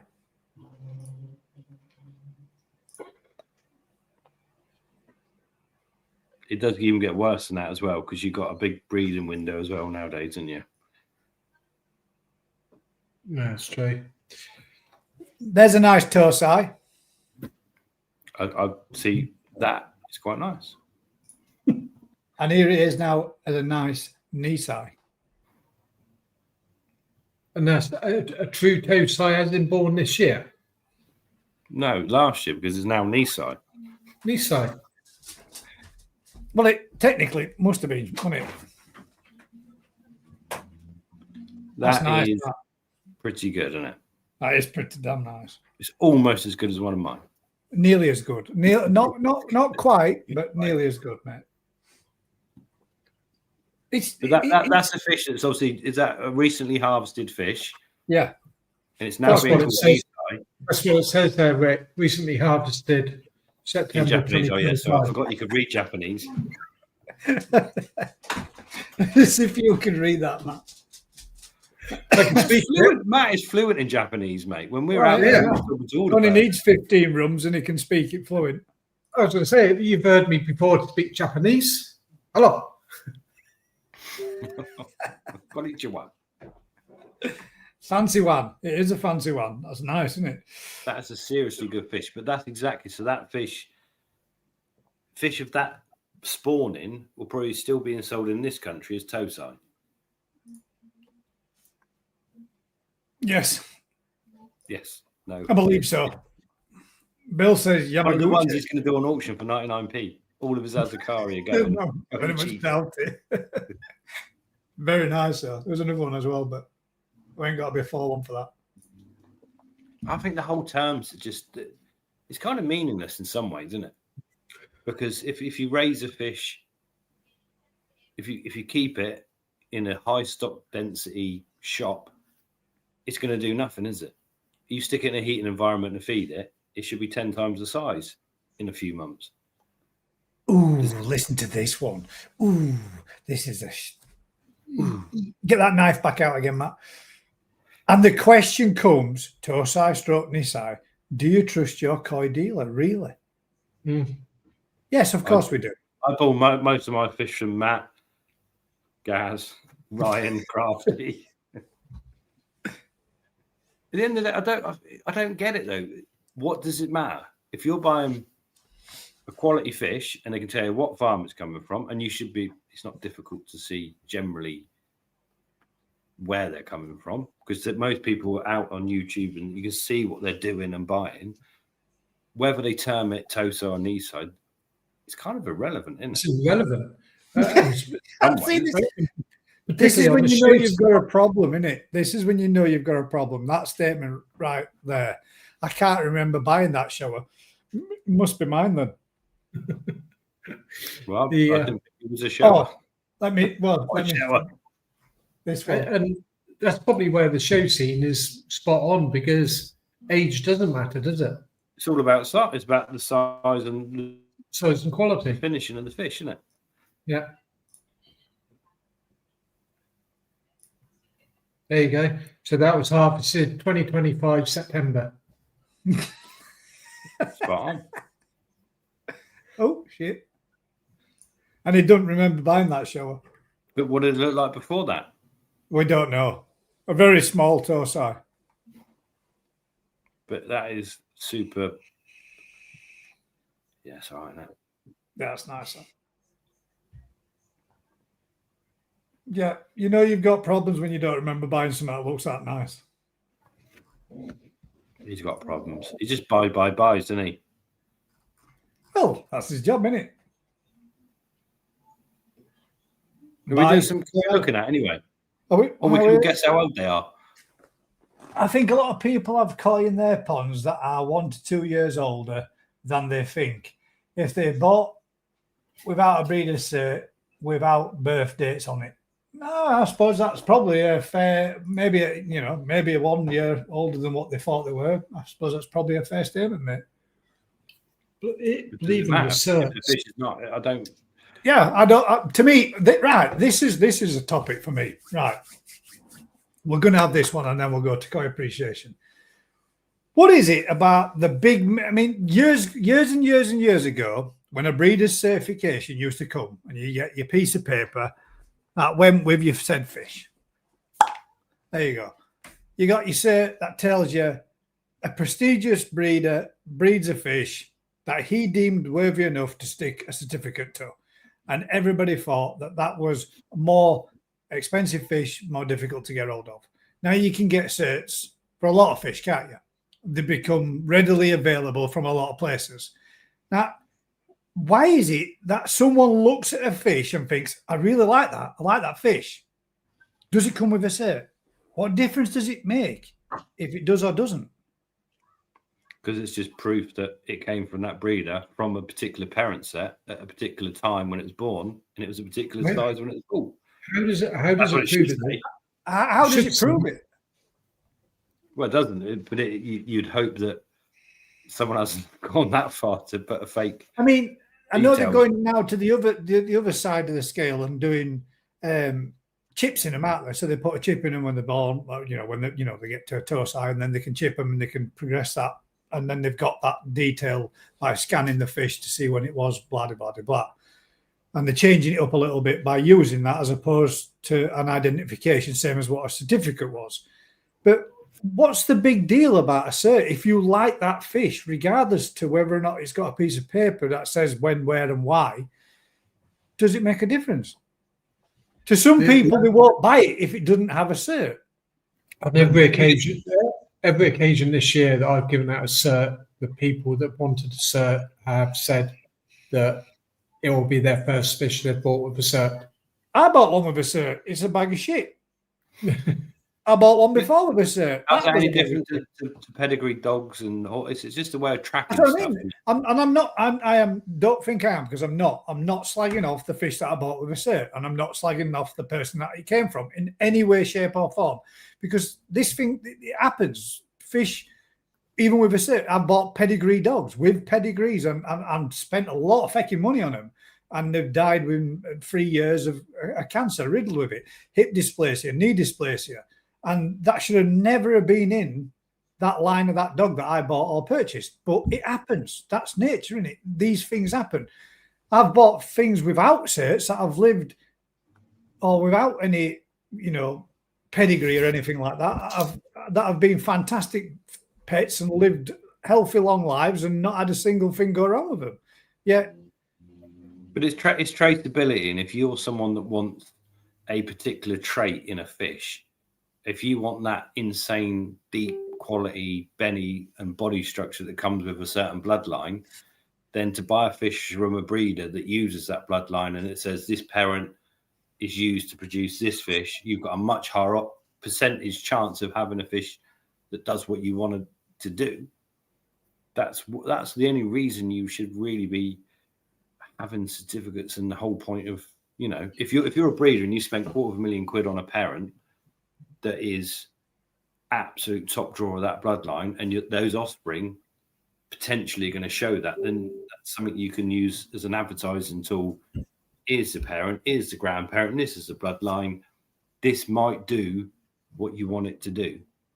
But other than that, it's just kudos, isn't it? This is a good statement. I like having a cert. They remind me of how good they were before I ruined them. That's what mine does. Yeah. But Colin's putting there, if you spend good money on a pedigree dog, you'd expect a cert to prove the bloodline. I've been to best in country, mate, and still dog fell to shit in 3 years. It's documentation. If you buy a car, you'd like to see service record. Would you? Vin's opened my glove box the other day. I didn't know what was in it. It goes, oh, what's in there? I don't know. Oh, it's all your detail, all your service. I don't know. Car's good till it stops. And I know 2 black Labradors that are probably the best in the southwest, and they haven't got certs for them, but they're still the best lads. They always run off, mate. What are you on about? Let them loose, I know mate. it's just it's not to slag off certified fish in any way, shape, or form. I'd be stupid to do what I do for a living to then turn around and say, "Yeah, you don't want." Oh, send me a link. I'm coming in. Oh, shit. But I know there are some people. My question behind it was, I know there are some people that would choose not to buy a fish because it didn't have a cert. And a lot of times I see the question, whereas people will say, "Oh, does it have a cert?" And then they go quiet, and then they're not interested in it. It just makes me wonder if it's something. Peace of mind, though, isn't it? Oh no, yeah, it is. I mean, it's not. I'm not saying that people shouldn't do it. I'm just. It's what makes me wonder if what drives it is it for the collection? Do you want it so you've got it so you can have it on a wall of certificates to keep with all the fish that you've got? Is it something you've done with all your fish, or is it so you can say I've got a certified fish and it be your first one type of thing? You know, there's lots of aspects to it in there. Yeah, but at the end of the day, it's also if the cert should give you the date of birth, the farm it's from, the parents it's from, the photograph of the fish when it was photographed for the cert normally is a tosai, so you can see the development. That's my point. It's not a bad thing. A good koi is still a good koi, with or without a cert. I mean, I would be happy to have a fish from Kobayashi. I'd be happy to have a fish from Odakan. I'd be happy to have a fish from Dainichi, with or without a certificate. And it wouldn't really make a difference to me whether it did have or not. It's the fish. Yeah, it would be the fish. And I've got cramp in my leg again. Son of a bitch, man.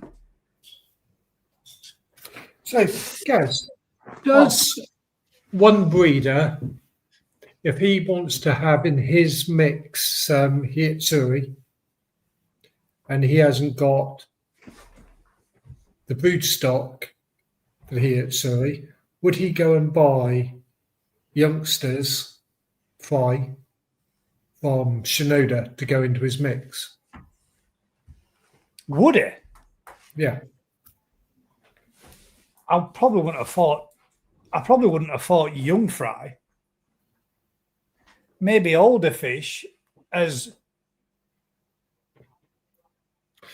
brood stock.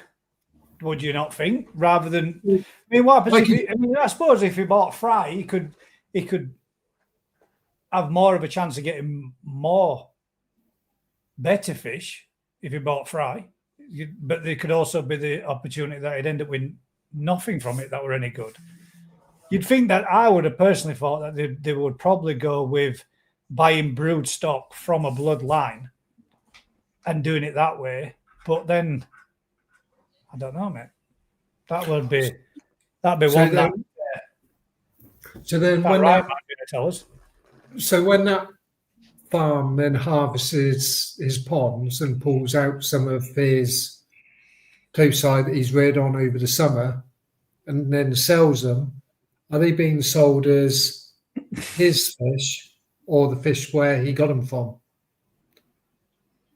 You see what I mean? Yeah. So if he's got 10 varieties in one of his mud ponds and he's bought his Hitsuris from Shinoda because he hasn't got the brood stock, are you buying potentially better fish than what you think you're buying because they are Hitsuris from Shinoda? Do you see what I mean? Yeah. Does that happen, Rich? Do you know? I don't know. I was just upstairs putting Ed through the bed. So would one farm go, if he wanted to put in his mix of tosai some Hitsuris and he hasn't got any brood stock, would he go and buy fry from Shinoda who has got surplus fry? I doubt it'd be doubt they better get fry, but yeah. So a lot of places. Like would he go buy tosai? Take on. Yeah, they'll buy fish from wherever that's producing the best fish, wouldn't they? So then, when he comes to sell those fish in his mix, He's not advertising those as Shinoda Yetsuis inside his mix of 10 different varieties, is he?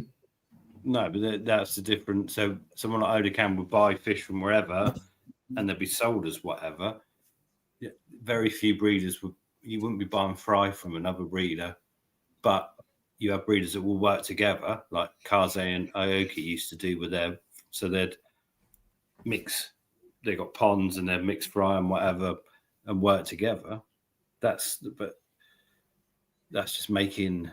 It just sort of makes sense, doesn't it? But there's a sort of kind of a pride thing, isn't there? So if you're a koi breeder, you breed your fish. You don't buy someone else's. Whereas other places, Narita, Odokan, whatever, Tanai, there's quite a lot of them that they breed their own fish, but they also buy fish from other farms to create what they have.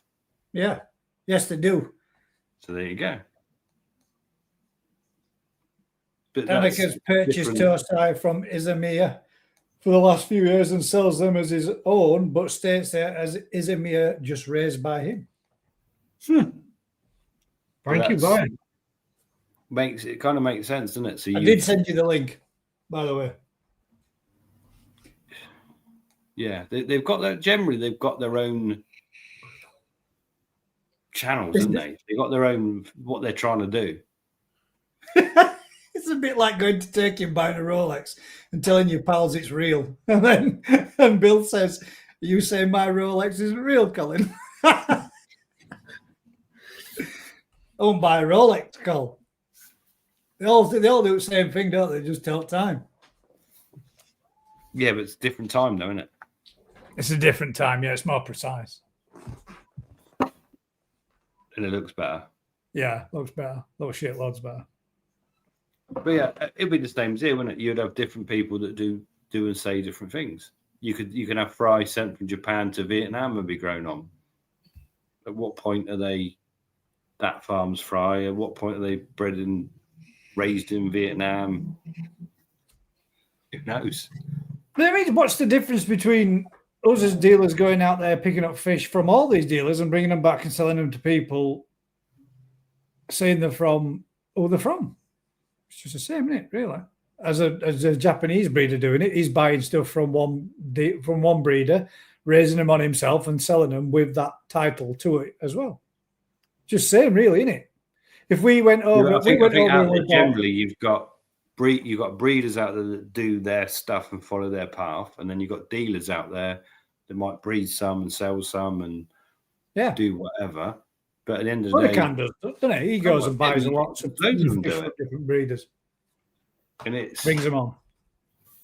It's probably a more cost-effective way of doing it. If you can go and buy them at 4-inch from a breeder that does loads of kahaku, go to Marido and buy a load of his kahaku and then grow them on. It's easier than doing your own, isn't it? Yeah, have they got slanted eyes? No. So is Odokan coming to you for the Cheeky Monkeys next year? Oh, he's already been in touch, mate. Yeah. We've got a double deal. What I do is I pretend to send them, and then he sends them back, and then I sell them with Odokan's. Odokan. And thirds. You could almost do it, mate. It's just mental. At the end of the day, the fish are the fish, aren't they? And how they perform. It's mostly environmental, isn't it? If you give them a shit environment, they're going to do nothing. Like my pod. Right then, let's get into it a little bit because there's quite a lot to look at. I think. Let's have a quick look at what we have got. It doesn't look like Crafty's joining us this evening, unless he's still travelling. He might actually still be travelling home because he did put a message in earlier on. I think it's McDonald's on shutdown at the moment. All comments. Here we go. Well, I think this would be a very good one to start off with because I quite like this fish and I think it's quite appropriate for what you just said there. So let's go with sharing the first one. And the first one of this evening, ladies and gents, is George Murdoch's he says. That don't work. What the fuck? George, what are you doing to me?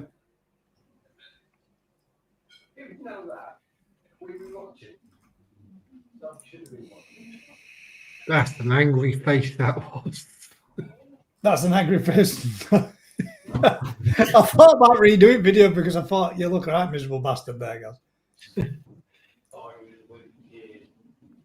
George Murdoch's first fish of the evening, and this was purchased from New Forest Koi, and this is his cheeky monkey. As you was just talking about cheeky monkeys, I'll be there in 5 minutes. So that's our George's first one. Nice fish, that.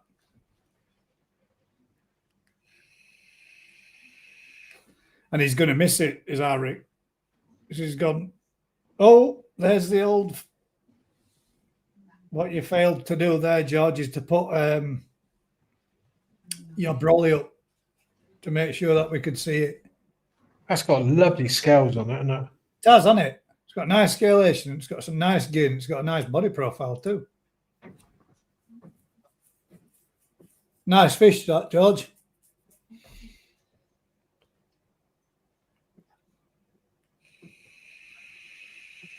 We will go back to it though, so Rick can see it as well.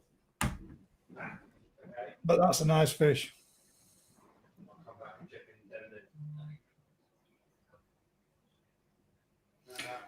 I'm going to give you a tip, mate. Next time you want your fish to move, just tap the bowl and not the actual hands in the bowl. Just gently flick the side of it. But it's nice, that. I like that one. That's a fine start. NND shower from, well, that's actually my cheeky monkey, purchased at 17 cm, now 21, in an unheated pond before a picture in the new comments. So beforehand picture is, so that's what it was like. Nice. That's a winner straight away. See, there you go. That's what I like to hear. I'll let you see video as well, though, mate. Because at the end of the day, I think that's a nice fit. Scales. Coming on a treat, mate. That.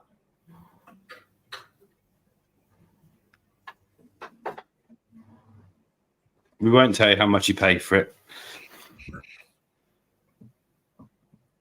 I'm sure it wasn't enough. Yeah. That'll make a cracking fish, wouldn't it? Yeah, nice. Going to be very nice. And it's gone from, so far in the time, it's had it 17 to 21 in unheated pond. And he's in Scotland, so that means it's freezing. That means it's practically been in minus conditions most of the time. Craig, yeah, I know yours were posted early, mate. Thank you very much, but I will go and make sure I pull yours up as well, mate. Tony Barker's NND shower from Perfect Aquatics. First pick, May 24, 20 cm. Second is 2nd of September, 24. So that's the fish, and that's the future development of it. Good evening. Yes, evening. Oh, look, he's turned up for a bit of koi porn. Oh, is that it? That's it. Now the chat's over, he's up to look at some fish. I was trying to get in, but I had a bit of a technical difficulty. Gaz wouldn't let you. Get out. No, I sent it ages ago. Evening, mine. One. Evening. And there's one in here. Is that? No way. No way. It is, Gaz. It's impressive. I seen that one earlier. Oh.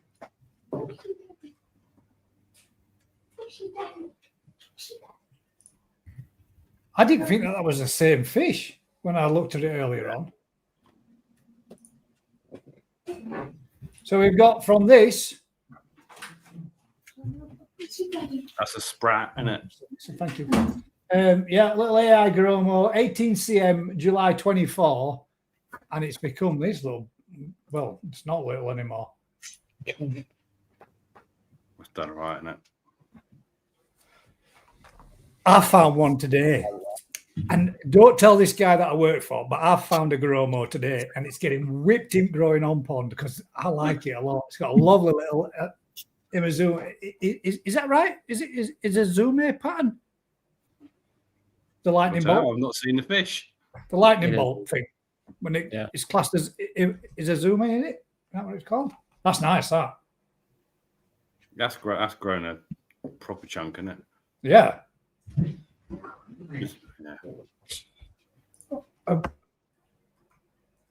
Done good.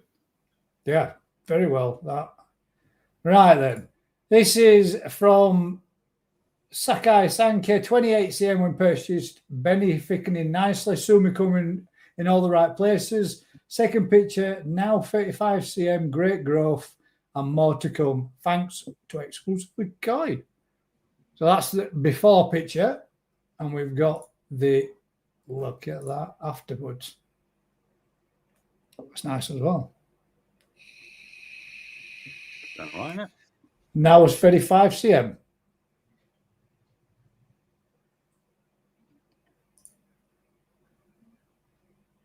Very nice. Where's now? Chibi Sanza. Now then, Regan. Yeah, you've been listening. You know it. Regan Malthouse, grown on from this year's fry from New Forest Koi.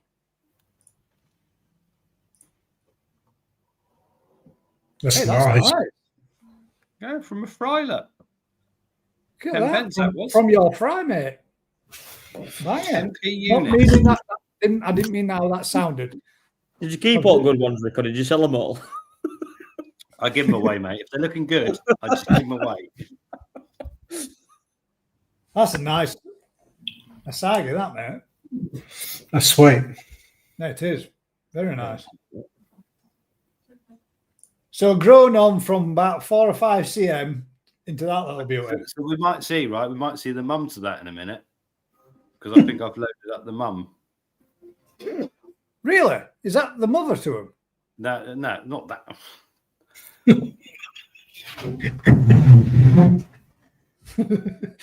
Right then. Is this the one that you took from Ryan Stroke Ricky?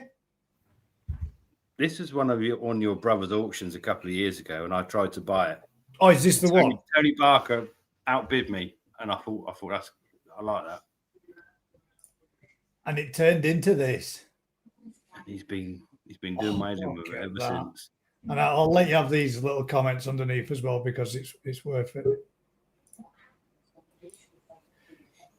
Still gutted you robbed me of this one. Quality guy, good raising skills. I would have ruined it by now. You still remember then. This is the beauty as well. Mate, look at that. Man, look at that. That's sweet. I'm going to send some fish Tony Barker's way, man. He can grow some clonkers. Look at that, man. That's mint. You didn't tell him. I like that. I'm going to say, so does Done, he know didn't you're I? upset? An extra did, fiver, didn't I'd have got it. You were sniped, were you, Rich? No, I wasn't. We're having a little running battle. That is nice, mate. I like that one. What we gone from size? So we've gone from, what did he say in that one? 18 cm to 55 cm. Training tonight. NND Sankey from Ryan, 23 cm. And it's become 59 cm. Shit. That's nice though, isn't it? Absolutely makes the heart grow fonder and that. That's nice as well. What are you doing this weekend, you two? Look at coloration in that pigment in that Benny, man. Yeah. How bright and vibrant it is. The white skin's good, isn't it? Yeah, it is. You've Evening, turned up everyone. just in time, Crafty. Good timing, Right. mate. We're getting ready for the show, innit? Yeah, people are saying you should have bid another fiver, Rick. Got done, mate. Tony Barker can do some nice fish.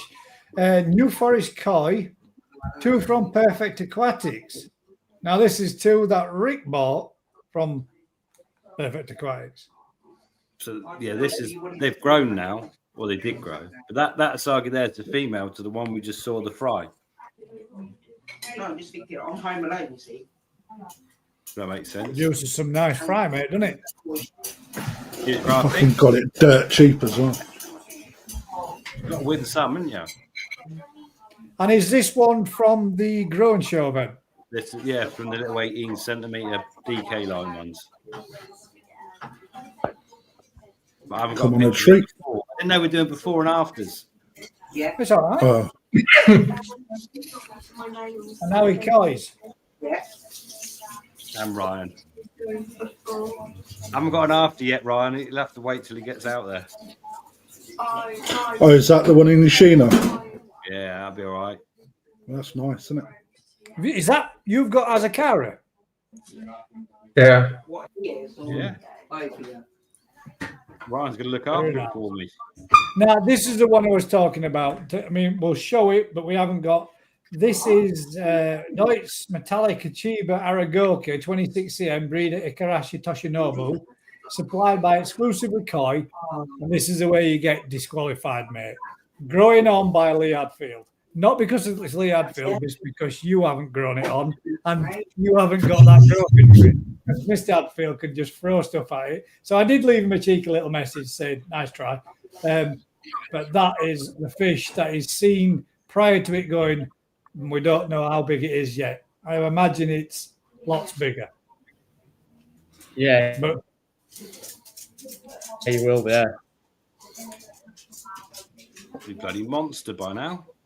it should be if I just found out. It will be if there's anything to the size of what we've got them growing, because we've put some size into some of them. 35 plus is some of them now. Chris Brands, Tukaku, overwintered at perfect. Picked up in March 26 cm and 27 cm, and picked up a Kiyotsure from Otsuka at 12 cm. So these are the fish, and those are, I guess, are going to be the ones afterwards.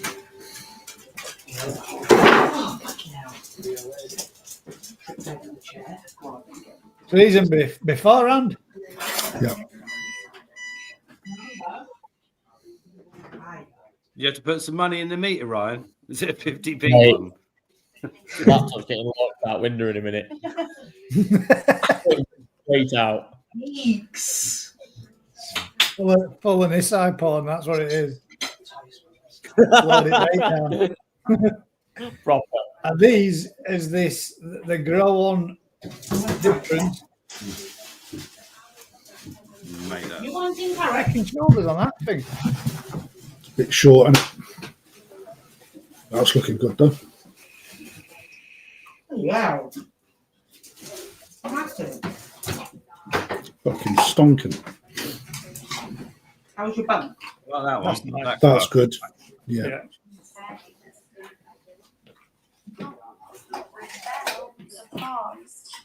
Good skin on that, Chris. You always say it's not really there. All right with them.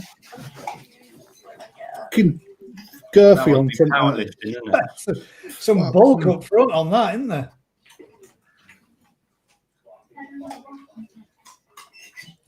The old eggs. Chris Brand again. Right, these are technically disqualified, but from New Forest Koi. Hang about here. These are from Vince's Bowl of Doom. 29 cm Deutz, Kagen, Ginrin Achiba, and a Ginrin Matsukawabaka.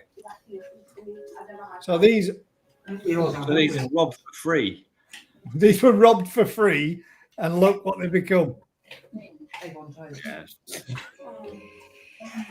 These were Scooby snacks and got turned into them. I used to buy them all on nothing. The amount of money I spent. Quite like the Congo knob chipper. Yeah.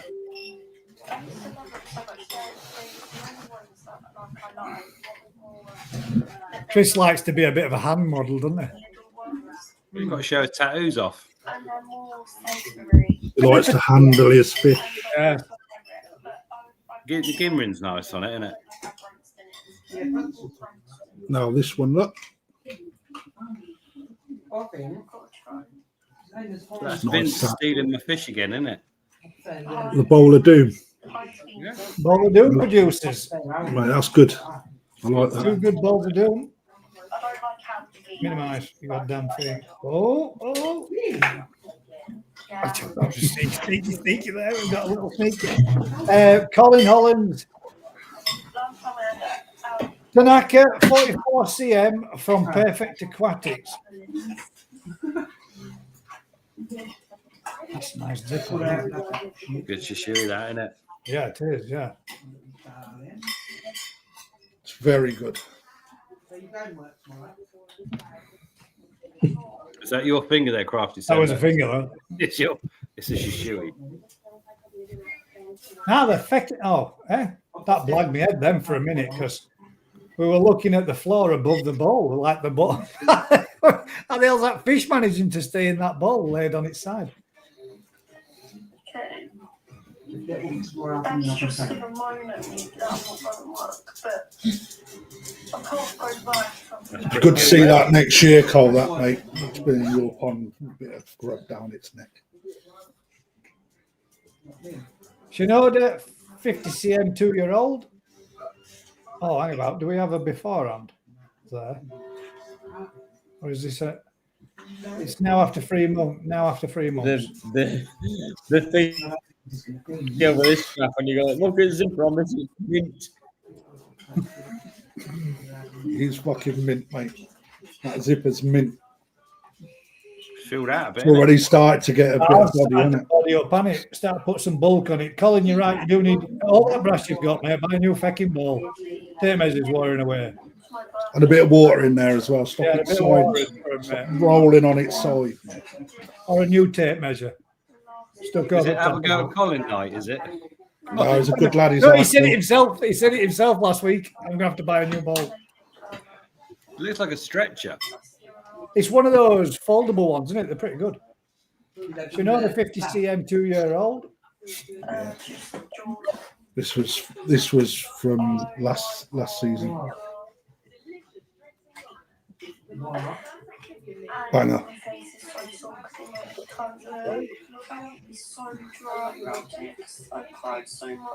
Yeah, really need a Like the bit front more half of water. it more than the back half. We just wanted a side profile, didn't we? That's what we wanted. Nice side shot. Yeah, it works. I guess there'll be a before. Oh no, not on that one. Chris Brand's before from Steel City Koi, Ginrin Asagi 35 cm, and the Maritan Sanke. Let's see if it is. It is 39 cm from tomorrow in April. And then the person went, "Oh, can you take that order, please?" And he was like, "Oh, why can't you do it?" And then he went and took Saskia and Jordan's order and he messed Got some good them up. vocals going on there. And then he stormed off and went, "Oh, go take that Who was? order." Yeah, Who's that? Who's got? Is like a that? phone call going on. Is it you, Crafty? You're Bluetoothed in. We got. Yeah, you got TV on background. That's what it is. Now. He works in I didn't know because me and Max went there. Not a particular fan of that one. It's a bit messy. I like the head shape's nice, isn't it? But Is that? Do you reckon that's cross a bit corn or Kanoko? cross with it, Carl. Yeah, one of them golden corn lined ones. No. Could be. I don't think so. It don't look like it's got the body shape for that. Put some chunk on there, isn't it? Hmm.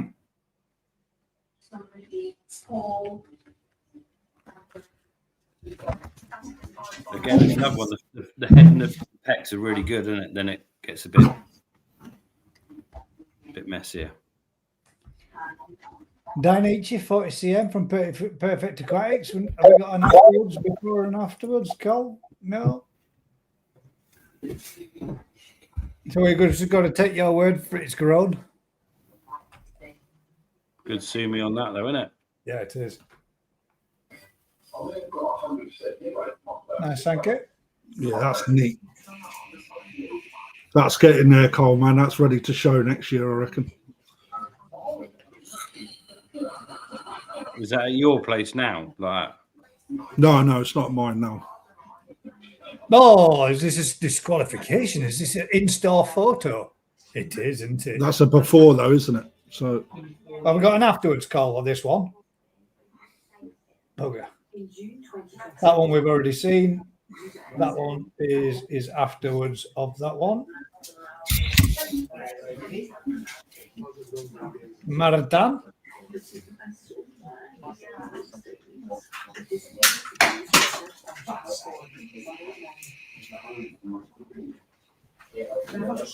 I want a bit in it. Needs a bit more volume.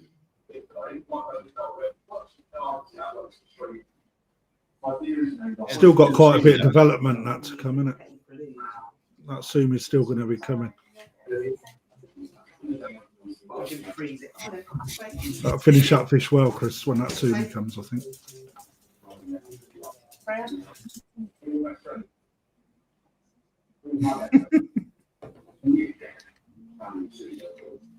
Chris really likes the hands-on approach. Water's expensive, isn't it? You can tell. Right.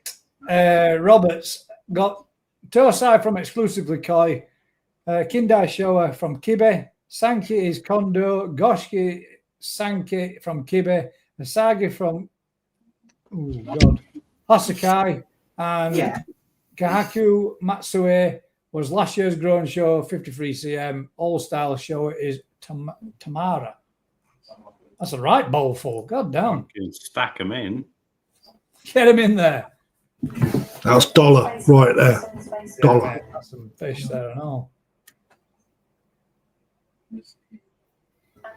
That Kahaku's good, isn't it? Yeah, it is. That Sagi's good, isn't it? Good as well. Nice that too. Is this is all at the shop? Yeah. No, these are all what was purchased in Japan. Is there an after picture? All tosai from Exclusively Koi. Exclusively Koi Kibayashi Shuro selected with Gaz and Ryan. Different sinks to last week, apart from one. The biggest is 30 cm, and the Sanki is Crafty's Odakan Grow and Show. Yeah. And a different six again, right? We lost Ryan. Yeah, we lost one. But does he have Harley in Macau? That's laptops just being launched across kitchen. You really did get, mate. You really did get some nice Shuro, didn't you?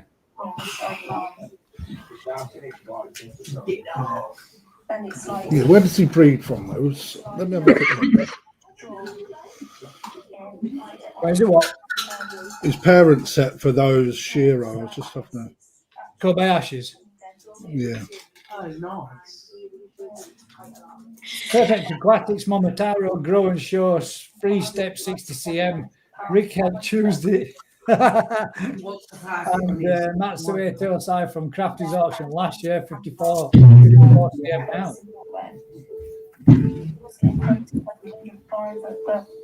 Oh, God.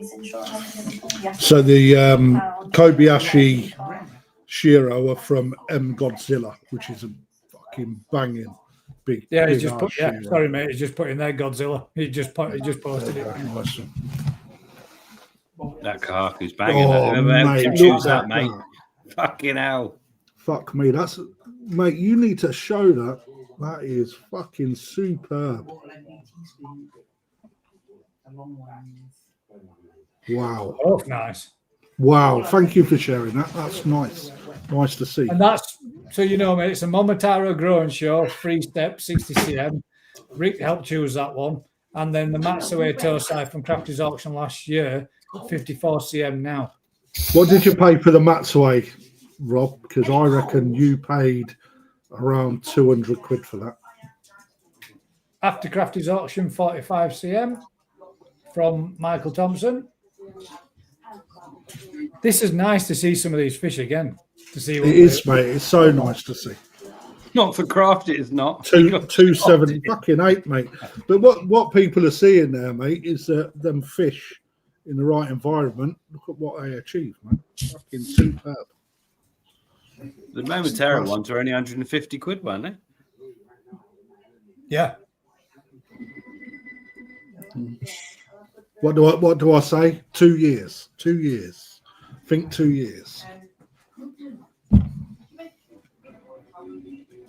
That's banging as well. Absolute. Beforehand 26 cm. That's the fish beforehand. Look at that.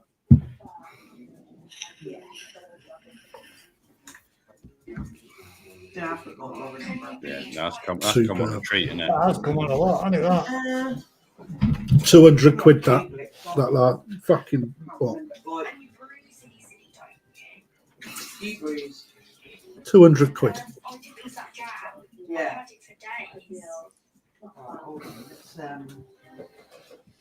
What is through crafty as tosai from Ricky Stoddart, Sakai, Dragon Ball Sankey, 60 cm. I remember this fish.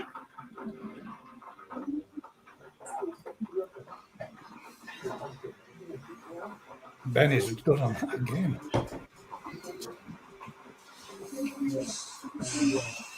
Is a meter, Benny Patton.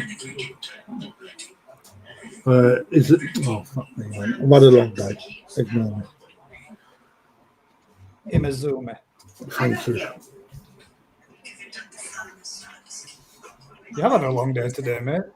This is torture crafty. No, you know something. It's not. It's not, is it? It's nice to see what they was like to see them develop. If anything, mate, there's no look. All these people coming in from the online auction where they fucking stole everything and look at the fish. Next one again. NND Sankey from Perfect Aquatics online auction was 26 cm collected in April, and now 36 cm.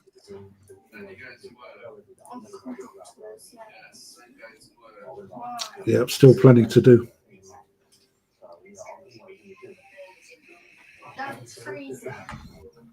Oh, that was a short video, wasn't it? Who's that from? Carl Devenish. Okay.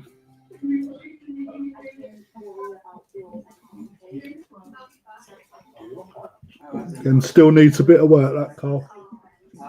Well done, mate. I'm sure there were more than that. Let's do a quick refresh just in case. Can I have a look at Rick's at the start? Because I was in the car when that came on. Yeah. I'd like to have a look at that. Come on, you damn thing.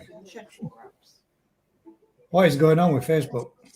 I don't know, it's been the same for me today, mate, at work as well. Properly, because you don't want it to get mouldy. This is a nice one. Give it a refresh, man. Broken it. Refresh is gone. There we go. Oh, there you go. Yeah. I put all the blankets and everything in my bedroom, and then That was the first one from George Murdoch. Rick's little cheeky monkey. Fucking reticulation is insane. Nice, isn't it, that? It looks that good at as a small fish. When that body's up and gets some good size to it, that scalation is going to look mint. Fukarin's already tough as well, isn't it? Rick, that's banger, isn't it, mate? You must be pleased with that, mate. Yeah, mate. Nice little fish, isn't it? Fucking proper. Yeah, it is. And just so we can, we'll show it so you can see the beforehand. 17 cm. How long was that from? He's only had it a couple of months. Yeah, he's had it about 4 or 5 weeks. I think he's had it. Fucking hell. Purchased Well in, George. Now 21, only beforehand. Oh, very nice, that, mate. And then we've got. And then Tony D Back. Shower. Oh, that Gromo, look at that. And that's from you. I fucking remember. I remember the fishing. That Wait was till you in see, wait till you New see what Bay Tree. right. That's what it was, Crafty. Yeah. And that was 18 cm. That's never 18 cm. Crafty. It was, mate. Measured in front of him. Oh, Look at that. fuck me, man. I mean, for me, that's probably winner. I don't know. That Momotaro was good, wasn't it? I do. I just like Garomo, mate. Something about. That's a banging pattern. Wow. Good body and good growth on that. Wow. I mean, There's some- that, to be fair, that is very nice from a fry to that. That's a nice fish as well, Rick. That's Fucking off clean again. as a whistle. And Isn't we it? saw the parent as well, so even better. We did, yeah. Was that from the one you got from me, Rick? Yeah. Was it really? Fucking hell. I ain't had a bad run tonight, have I? No? All right. Yeah. Parent stock to that is Oh, that. mate, the scalation on that fish is, I remember it's insane. I didn't really want to sell him it, I ain't going to lie. 28 quid I paid for it, didn't I? I'll tell you what, he's got an Oyurasagi he spent 60 quid on as a tosai. I'm surprised he didn't put it in because it is fucking brilliant fish. Sorry, Cole, if he's keeping it a secret, but yeah. We have got one more that was added and it was posted, so it should be recent media. Oh, look at that, look, you just get that in there. We'll get that in. Yes. 675 views. Well done, mate. 675,000 views. Oh, sorry, mate, I forgot that. Right then, so this is Craig Stubbs.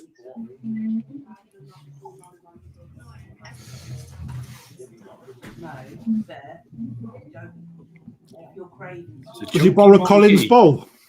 I think he did, didn't he? Mate, another good fish, that, mate. Nice. What did you breed from them, Rick? What was That's the not parent? mine, mate. That's a proper That's not Dainese yours. one, isn't it? Oh, I was going to say. Mine was 30 quid. That's probably 300 quid, isn't it? And the rest probably. Oh, That's Dave Thompson's from last week, so that's not in on this one. So those are Craig Stubbs. There's no way that is that. Surely to God. Craig? Mate, yeah, they changed the colours massively. Look at my one went that way, didn't it? Craig, is that you do see them change their colours, Gaz, as they develop. They can go lighter as well. red, man? They could darken up and then go lighter the next year again. Wow. That's off for that one, mate. That's a banger. That's great body there, isn't it? Look at that. How does the drink make you feel? Shoulders on that. Yes, it's just Mint. Craig Stubbs, I can't believe it either. Mate, it's fucking proper. And that was Maradu, 50 quid. You paid 50 quid for that, and that's what it's become. Well, there you go. There's the Yeah. bargain of the night, isn't it? 100%. What What a stunner. Shit. I'm still going for the Garomo. Yeah, I've got to admit, I think the Garomo takes it for me. It's not a competition. No, just the one that I like the most. But I give that the winning.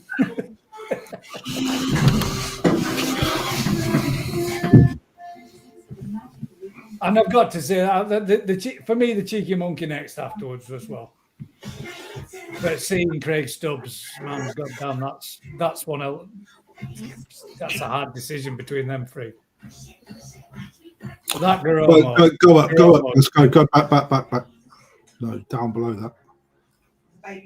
Keep going. Next one, I think it is. One below that one. That one there. Let's have a look at Terra Kahaku, mate. That batch of fish, mate, were good. To be Oh, fair, that was fantastic. there's some so serious. Tony Barker, the Groma, was 50 quid. Oh my God. To produce that as well, that's mint as well, mate. That big of Kahaku there is just so tidy. Rob, I was last to pick that Kahaku from a Momotaro about 100th. Rick said it was the best fish in there. I've seen quite a few of them that have survived, and yeah, all of them turned out extremely good. To be fair, Mine's nice craft. It's just not that size, but I bet it's just shy of 40. how much did you pay for yours? I didn't. I nicked it. Oh yeah, that's right. They were about 150 quid or something. Yeah, I thought they were about Mine's got to be 150 quid a 50 ticket plus. for entry. I think it was 200. I got mine with my finger, didn't I? I got a card thing. Well, yeah, you did, yeah. I paid for mine with that. And you ever got 1p? Do you remember? Yeah. Yeah, man. Mint. Yeah, mate, guys, thanks for sending them in. You know, that gives me a little bit of, I don't know, a little bit of happiness, I ain't going to lie, because it's really nice to see what they turn out like. Man, that is mint, man. Wow. Yeah. Yeah, Tony, you take it for me, mate. That's nice. See, condition-wise, I'd go with a Kahaku, personally. Oh, yeah, the condition, yeah. But, you know, from what you've got to that is fucking insane. There was some, and Craig's just put in there some great fish tonight. Craig, that one that you've got there, man, Get that on some Pell Barley. So, see if you can get that white conditioned in a bit. you can see the grape patterning coming, can't you? That's still coming and it's still developing, isn't it? It's only a young fish at the end of the I'd day. like to see that again in another 12 months when it's like 60 odd cm. Well, let's do it again. You know? Have we done a Guamo on appreciation? Yeah, we have. Yeah, we have. I think we have. Yeah, We have because Amanda Smith pops up in quite a bit. yeah, Marcus Just got is one. Garomo. Marcus smashed it, didn't he? Yeah, it's a good one. Can anybody think of a fish that we haven't done? Tancho Kujaku. Fuck the tank. Like rocking or shit. There'd be loads of them. Actually, that's a good shout. We haven't done Kajaku. Yeah, we haven't we? Surely. Yeah, recently. Yeah, we've done them. What? We did Ginga. Yeah, Kajak. Oh yeah, we did, didn't we? We did Ginga. Have we had Sankey recently? Yes. Because Marie entered hers. Aragoki we haven't had. Aragoka. No, we haven't had an Aragoka. No, I'm sure Haven't we got any Kajaku big enough. I've got a really nice Kajaku, mate. Really like my Kajaku I got from you, Rick. It's coming on lovely. Well happy with that, mate. Really is nice. Is it Aragoki though? No, but I could take some scale. You can't enter it then, can you? I could take them all off apart from lateral line and make it look like one. Aragoki Achiba. Well, Aragoki. Aragoki. If we did Aragoki, that would fit. Yeah, Aragoki because we've got loads of work. Please not Aragoki, Mr. Tate says. You don't like it. Mr. Go on Tate, holiday, Alan. what was your favourite fish in there tonight, Al? That'll be Yeah, interesting. that's a good question. Al, which would you have said yours would have been your favourite fish? Not the winning fish, your favourite. No, Golden the corn. winning fish. There's not enough. of them. Golden corn. How do you really distinguish what is and isn't? Quite hard, isn't it? I don't get them, me. When I've they're got- nice, they're really, really nice, but there's a I've lot got, of I've got the Mark II variant at work, and The mark like a golf. Mark II golf. yeah, well, the first ones. Did you drop off, Alan? Come out completely Did you have a little power? Did you have a power nap? He must have dropped off. He said he didn't see them all. Oh no, I forget. He can only see the black and white ones. Was it Colin says, Alan, was it Manchester? Well, it'd been with yours, Colin. It'd been nice to have seen the before and afters, mate, as well. To see, I know you did with one of them. Did with the Shishui. Yeah, we did the Shisui and put some good body and size on it, hasn't it? But the other ones would have been nice to see what they were like beforehand as well. Because I know you'd probably put size on them while they've been in. You did Kajaku because you showed Ryan's. Oh, there we go. We have done Kajaku. That's a Kawabaki. Have we done Matsuba? Aragoki. Yeah, let's just do Aragoki. Do Aragoki, and it gives us Matsuba for next week because we haven't done Matsuba. Oh no, we have. We've done all types of Matsuba. Yeah. We've had that, haven't we? Yeah, we have. So Aragoki then for next week, ladies and gents.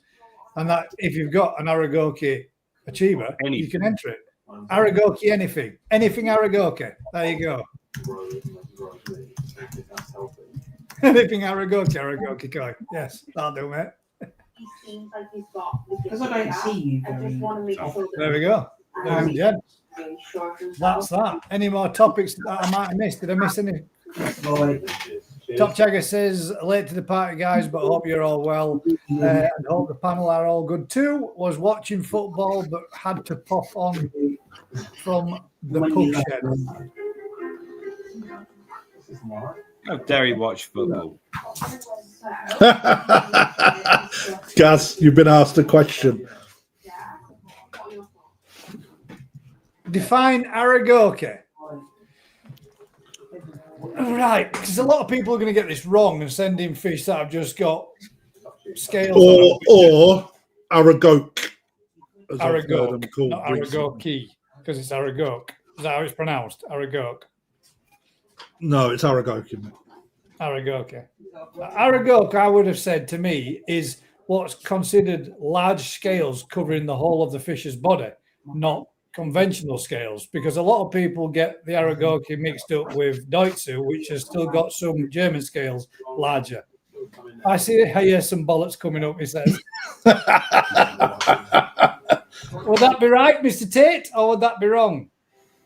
Because if it's got patches of scaleless, it's not Aragoki, it's Deutzu. Is it not? manically happened. And then when you lie, let's see if I'm right or wrong. about Medina thing, Aragoki is me don't go well. German scales, large scales, isn't it? Do the okey-kokey. Ara, rough, wild, or bold. That's what ara means in Japanese. Goki is scales. Yeah. So the common denominator is a large armored scale. Is what Aragoki is. However, it's what is defined as an Aragoki and what isn't, which is the key to Aragoki. So it'd be interesting next week what is an Aragoki and what isn't. It's such an ass, isn't it? I can't answer, guys. I'm asking the question. It's true, but it's something that's worth doing your own work on, isn't it? You know. So one thing that Alan does, if he'll ask me a question or I'll ask him one, but he'll never give me the answer. Yeah, but that's just he's rude and he doesn't reply. Politician. That's got no. No. Actually, It's because a he really reads the good way message of and learning. doesn't reply back. That's what it is. He's busy. It actually it's a real good way of learning, and Alan's put a lot of time and effort and years into researching and finding out the info. Right, he's done all the hard work. Sharing the knowledge once he's seen what you come up with is what he does. So he forces you to look, see if you can find out for yourself. I spent weeks and weeks and weeks searching stuff and asking him questions and never got a single reply. So I'm gonna put bullshit statement of the week there with that one. Do it. baby's taking your. It never replied, mate. I didn't even know if I should continue down that line or not, or whether or not. And I just thought, I can't find any more. I can't fucking find any more information on it. And I don't know if I'm right or wrong. I don't even know if I'm going down the right road. I think you was partly right, actually, Gaz. Yeah, I think I was a bit. I know there was part of the stuff. Crafty knows the answer, Gaz. Crafty knows. Go on then, Crafty. What's the answer? No, you find it out, mate. That's what I had to do. Okay. That's why I said. I shall come That's back to why you. I said it's going to be interesting to see what people see as Aragoki. Because Next not all Just fish are. look at fishing Yeah, terms, mate. actually, yeah. It's Let's easy. see. Aragoki koi. Aragoki, all types of Aragoki koi next week, ladies and gents. That's what we're going to do. I'm going to do some homework, and I'm going to find out. I'm going to find out All types. if these. There's only one type. No, I think. Well, All scale variation, variants. right? Yeah. Okay. By Oh, what, is it that, better I like meant that? like if you've got an Achiba, if you've got a Kaku, whatever. All types. We're all inclusive. It's not the right sort of therapy. How many going to None. ask Google AI? None, because if you do, it'll only come back with shitloads of confusing crap. It won't tell you anyway. No. Well, go on just for you, Susan, if that's all you've got. Yes, put it in. Put it in. 100%. Ryan's Koipon says, Gaz, I posted one on the group. Yeah, Yeah. technically, mate. Yeah, disqualified, mate. You ain't following the rules. Late entrance. Oh, no, pending approval. What's that one? No, that's not it.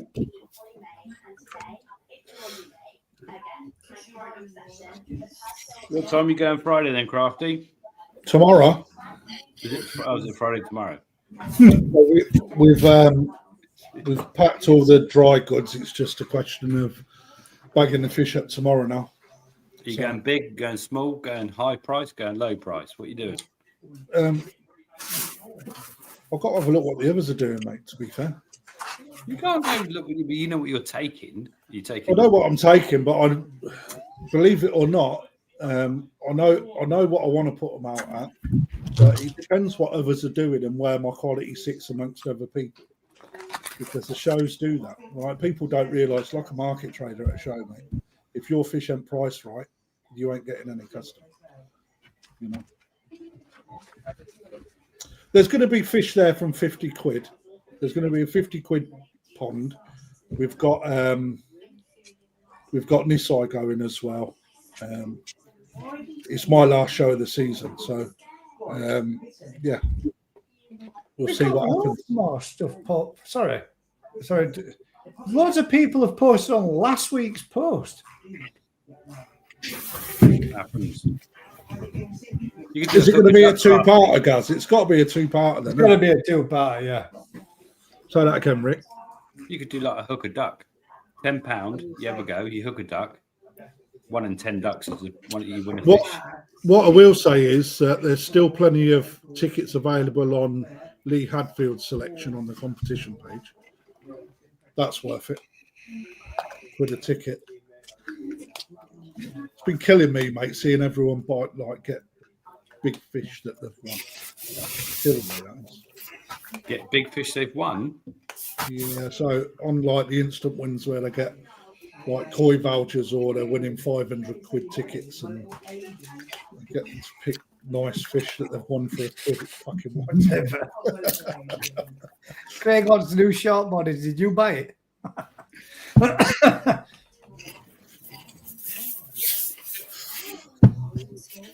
Are you going?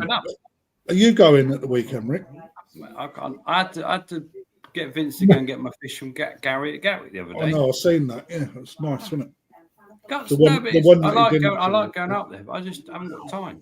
I've got to go fishing in France. I've got to go on holiday in Cambodia. Okay. I missed the beginning of the show, so it's busy. Did you catch well? We did.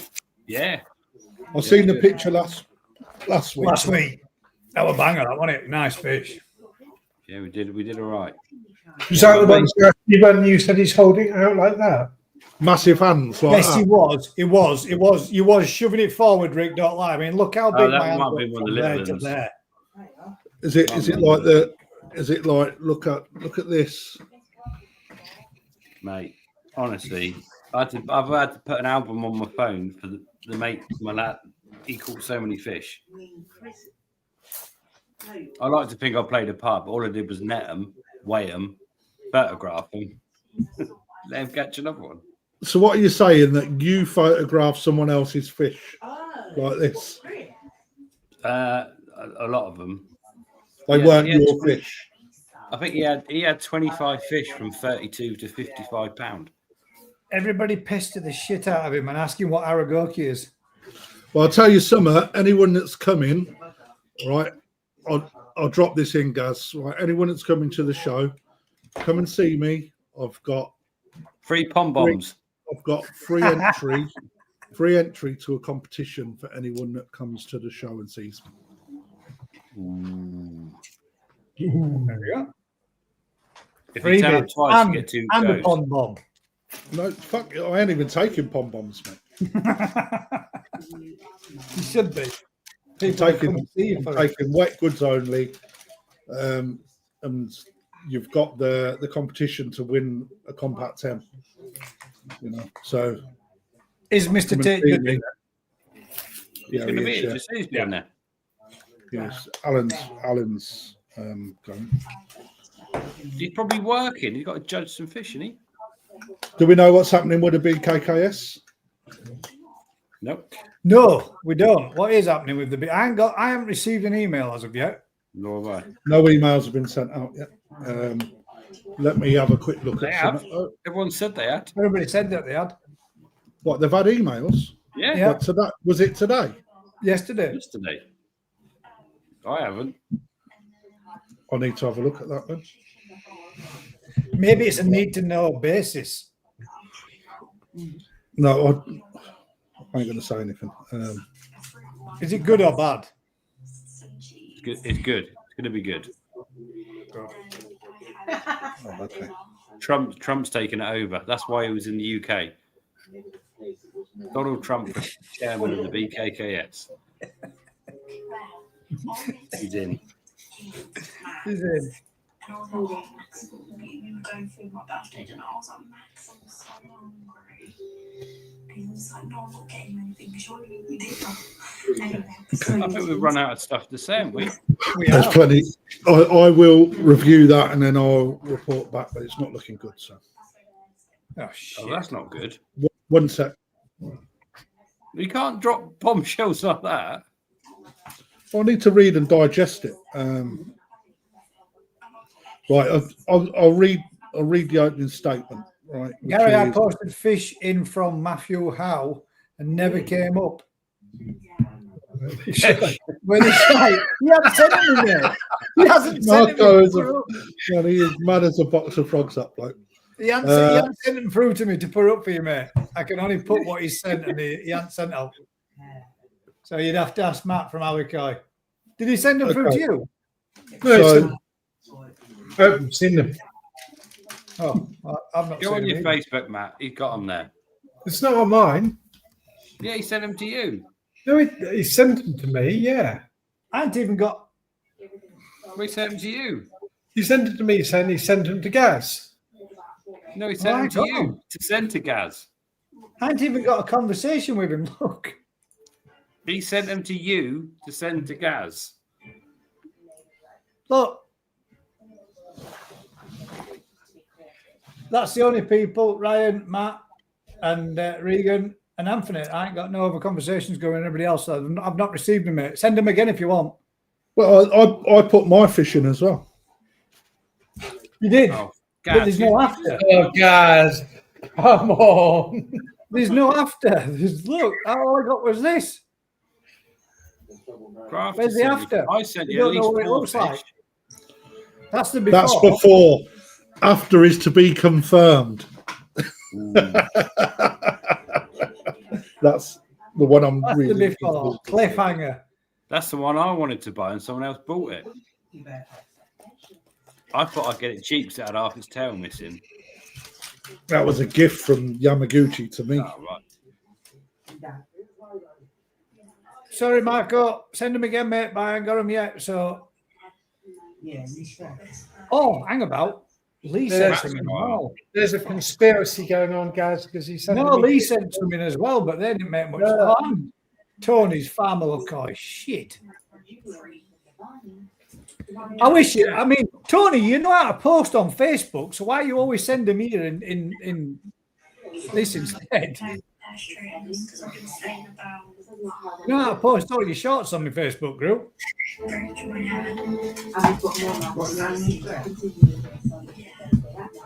the fuck is that? Why is he putting them on? What is that? What is it? It's an Akabeko. That's from one of the Pride from this year. It's pretty big. Not very good. Oh, they are from Fry, yeah. From my B team.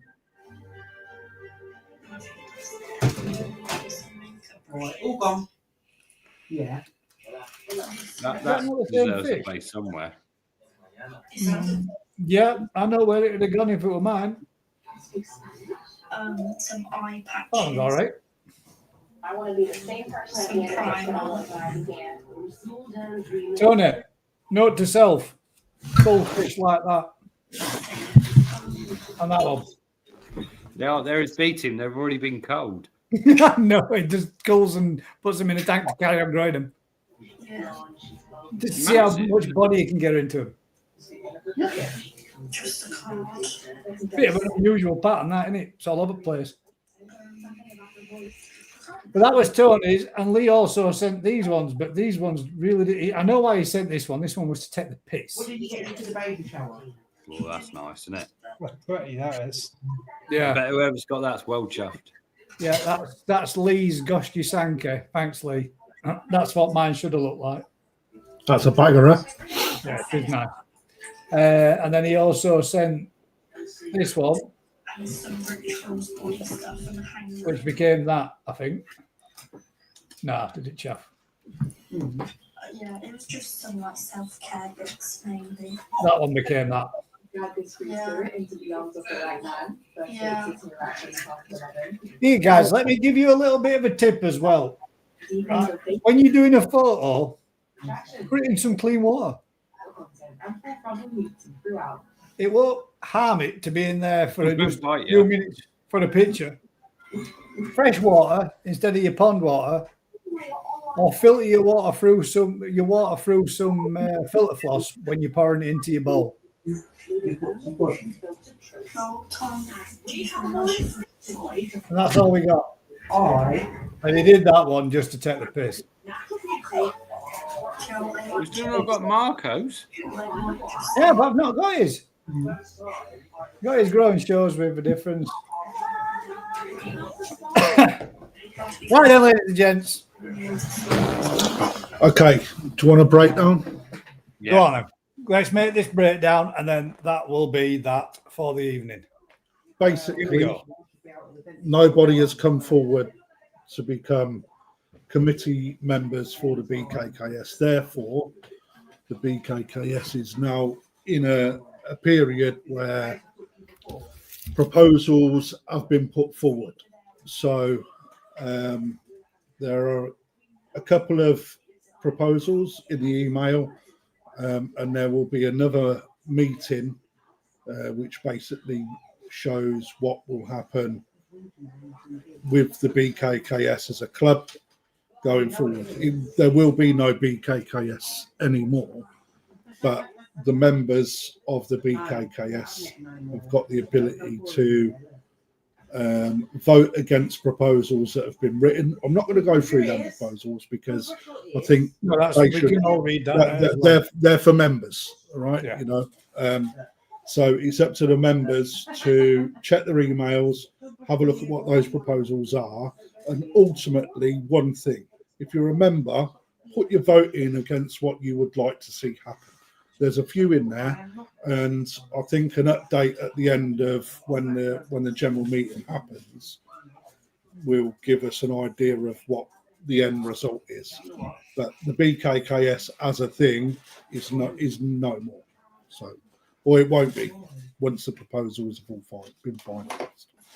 So it's closed. So there can be no one putting a name forward for a committee anymore. that's closed. But what we do with that club going forward, there's proposals that we need to look at. Shit, man, that's a kick in balls, isn't it? So when I get into bed, because he usually does, I'll send you a video. Well, the thing is, how many times have we all sat here and said you need to support the BKKS, and people don't? That depends on which way you look at supporting the BKKS. If you buy into your membership and you attend and you go to the shows and you enjoy it as a member, in that sense, you're supporting. But I know what you're saying. It's if you want to see change, you've got to be prepared to perhaps maybe throw your hat in and say, I'll become a part of it. But too late. It's done. Yeah. The problem is how many members? 380 members, I think. How many people watch? How many people subscribe and love Coits? Totally. I mean, we tried, we pushed. Try and get people involved, and I know that we, I know that we did make a bit of a difference last year. But the thing is, the club belongs to nobody. The club belongs to the club, right? And unfortunately, people think that they're not good enough to put the name forward. Actually, I would have loved to have put my name forward, but I weren't allowed. So I would have put my name forward just to keep it going, but I weren't allowed because of the dealership. That I work for a company. But a lot of people that are really into the hobby become involved in it, and they should be part of it. But it's like it's not the end of the road. I mean, looking at what the proposals are, and I am going to hold that. I ain't going to read what those proposals are, because I think that actually, if you're not a member of the BKKS, it don't really matter to you guys, right? So I think that I can hold the cards and say it would be unfair for me to read what the proposals are so people can scrutinise it without actually being members to scrutinise it, if you understand what I mean. And I don't mean to come across as an arse on that, but I think that if you haven't supported them and you haven't paid your fees, then you shouldn't really have an opinion on it, in my opinion. No, but there is people out there, and I'm an example of that, Crafty, that was a member of BKKS that couldn't rejoin. Yeah, I mean, there's I'm aware of that. I don't know. I can't. Frozen. I'm not a BKKS spokesperson. I've just got an interest in the BKKS, and for me, it's a sad time because I see it as my club. It's like a club that I'm part of, and I'm passionate about my fish, and losing that, I think, loses a bit of identity in the koi world. Personally, effectively, how many koi shows could that put an end to? None. No. No. Just the actual BK. But there are politics involved with that. It's how sections move forward, right? So I'll give you an example. So I've been waiting on what will happen with the BKKS with regards to what happens with the veterans section or the veterans club. Well, I'll now know that we can't become a BKKS section because the BKKS, there's a line drawn under it as regarding it being a governing body, so to speak. So, we're going to have to reinvent the wheel, I think. It doesn't mean to say that we can't grow something into something going forward and let this be a lesson that if you don't support it, we lose it. What about that for a statement? Privately, loads of applications, but publicly, they still kept saying no applications because they were determined to shut it down. But again, right? So that's a statement based on what, right? I'm not going to sit here and give people. No, I'm just saying to make a statement. If these statements are going to be made, right? How do you know there was lots of applications? Is my question coming back to you? Yeah. Right. Publicly, they keep saying no applications. Well, actually, when you look at the way that the rules are broke down, the committee is only a set period of time, right? Members will be told when the committee is open for applicants. If no one comes forward, it moves into a caretaking role, and then it moves into a role that is basically vacated. So therefore, if no one comes forward within a set period of time, That's it.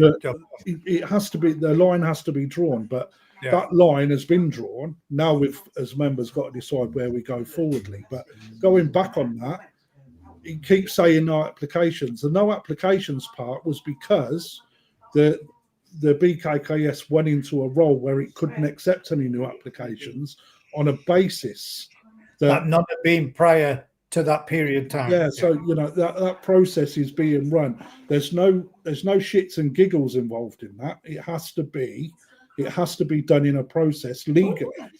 So it stops people from joining, taking over, and then there's all the funds and running away with it. There's so much involved because the society has got a bit of dollar in there, but ultimately, when that gets divvied up, if it was to be divvied up and closed completely, it's a couple of £100 per person. That in itself is not what the club's about. It's about us having something to look forward to on the calendar, right? One of the UK's top YouTubers has just shy of 27,000 subscribers, and the BKKS has 800 members. 800 members is not true. No. It's 300 and something. Yeah, but you don't have to pay to be a subscriber, do you? Nope. If you had to pay to be a subscriber, a lot less people would subscribe to anything. Yeah. So if you didn't put auto renew in your membership, then it runs out after a year and you have to reapply. That's what was the thing. So yeah, but even again though, if your auto renew was after the date that they said that they weren't doing the members, you couldn't renew, and the auto renew didn't happen. I was one of them. I don't want to open it. There's no one to even take any complaints or anything now because there's no one that holds them positions, right? So a sad day then, isn't it? Yeah, it makes me very sad because, like I said, for someone like me, I know I'm a dealer, but ultimately I'm a hobbyist first, and I think you're just seeing my reaction tonight of seeing what those little ones, what people have done with them, that fills me with joy. And then to see what people have done with different koi from different dealerships from around the country in a show, that's what I really enjoy about the koi world, However, the shows, they will still go on as long as the sections want them to keep going. There's you've got to get behind them, people. How many times have I said get behind everybody, But it's what it is. Now what we got to do is get behind whatever happens going forward. That's all we can do, isn't it? Craig Stubbs says, thing is, Gaz, if we had to pay for your live or a BKKS membership, we'd get a lot more for our money paying for your lives. I can't even put adverts on because people piss and moan about them, mate. And I've told you how to get rid of them. The point is if it's something that's irritable for you, or you don't want to get behind it, or you don't want to get and do it, it can be off-putting. There's lots of things, a lot of reasons. I mean, I'd like to have been able to do something, but the travelling distance and the area where most of it would be, I'd be up and down more and being involved in stuff way more than what I've got time to do. It's just, for some people, you'd love to have been able to do something, but you can't because you just haven't got the man hours in your working week as well as everything else that you do. It is more of a pastime for people. It's a second job, isn't it? Yeah, it is. Yeah. When you're doing weekly videos, it is on top of the full-time work. It ends up being a completely another job. And unfortunately, social media is part of the reason that these clubs start to sink rather than swim. But they need to embrace it, then, don't they? Exactly. But unfortunately, mate, them. I totally agree with you, mate, and I've had many of chats with people about that, but unfortunately, people don't see it, And on that bombshell, ladies and gents, a sad day and a sad time for all. Well, we had a great fucking night on tonight. We'll keep going. Let's just keep supporting everything. Let's not end on a negative. Exactly. That's what I mean. It shit happens. It is what it is. It's one of those things, isn't it? If there's a place for it, it will work one way or another. Exactly. I'm just going to put a disclaimer out there. isn't it? I'm not a spokesman for the BKKS. All right. So there may have been something that I said in there that wasn't quite right. However, in a nutshell, Read your emails. Summary, read your emails if you remember. If you're not, don't gossip about them because I don't think you really know the ins and outs of it. Yeah, we all love gossip. So next week, ladies and gents, we are going to do Aragoki. So send in your Aragoki stuff of all shapes and sizes and varieties. And that is And Thursday Night Finage. Live. Don't rule out Finage. And Finage, yeah, Finage as well. Yes, Bill. Short fringe, short body, wherever. As long as they're Aragoki, they will be judged by our great eyes. Usual thing, guys. From the ashes, a phoenix will appear. Yeah. What he said. Let's grow the next thing. Why not? Why not? You could have a beard. Like mine. Gaz, you can't. Matt certainly. I can't, mate. I can't look. That's a week and a half. I've got the similar. I want to see you grow a beard. Actually, I couldn't grow on, mate. Week It and a drives me half. fucking mad. That length now, it's driving me mad. Couldn't do it. I've got Anyway, ears hair longer than get a that. beard, fucking grown. I've got my ears. We all need a beard, and then we'd all look like Maybe around the corner as well, Abby. It's not like it's miles away. Grafted. Everyone needs to join my club, right? We'll grow a big fuck off club and we'll do Beard. something with it. I'm with that one. Let's grow the GKP. Good man. Subscribe. Go The to the GKP is not going to help the If national. you've been Quad enjoying Society. this kind of content, I'm gonna get it out. That's Do very us a negative. huge favour, guys. Like, share, Very subscribe, negative. tell a friend. And until next week, keep smiling, guys. We'll catch you on the next one. Good night, all. Cricket bats.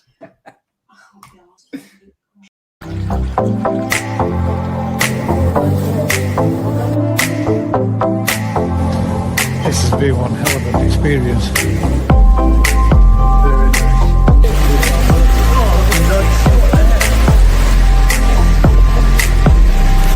Have a look at that.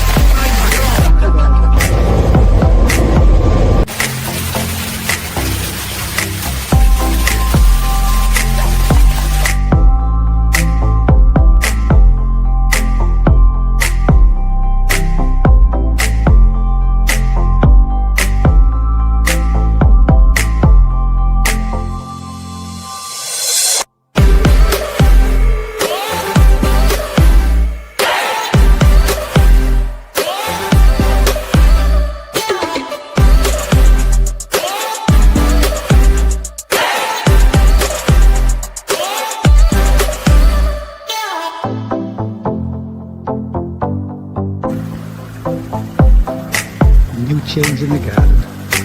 Made a little seat area.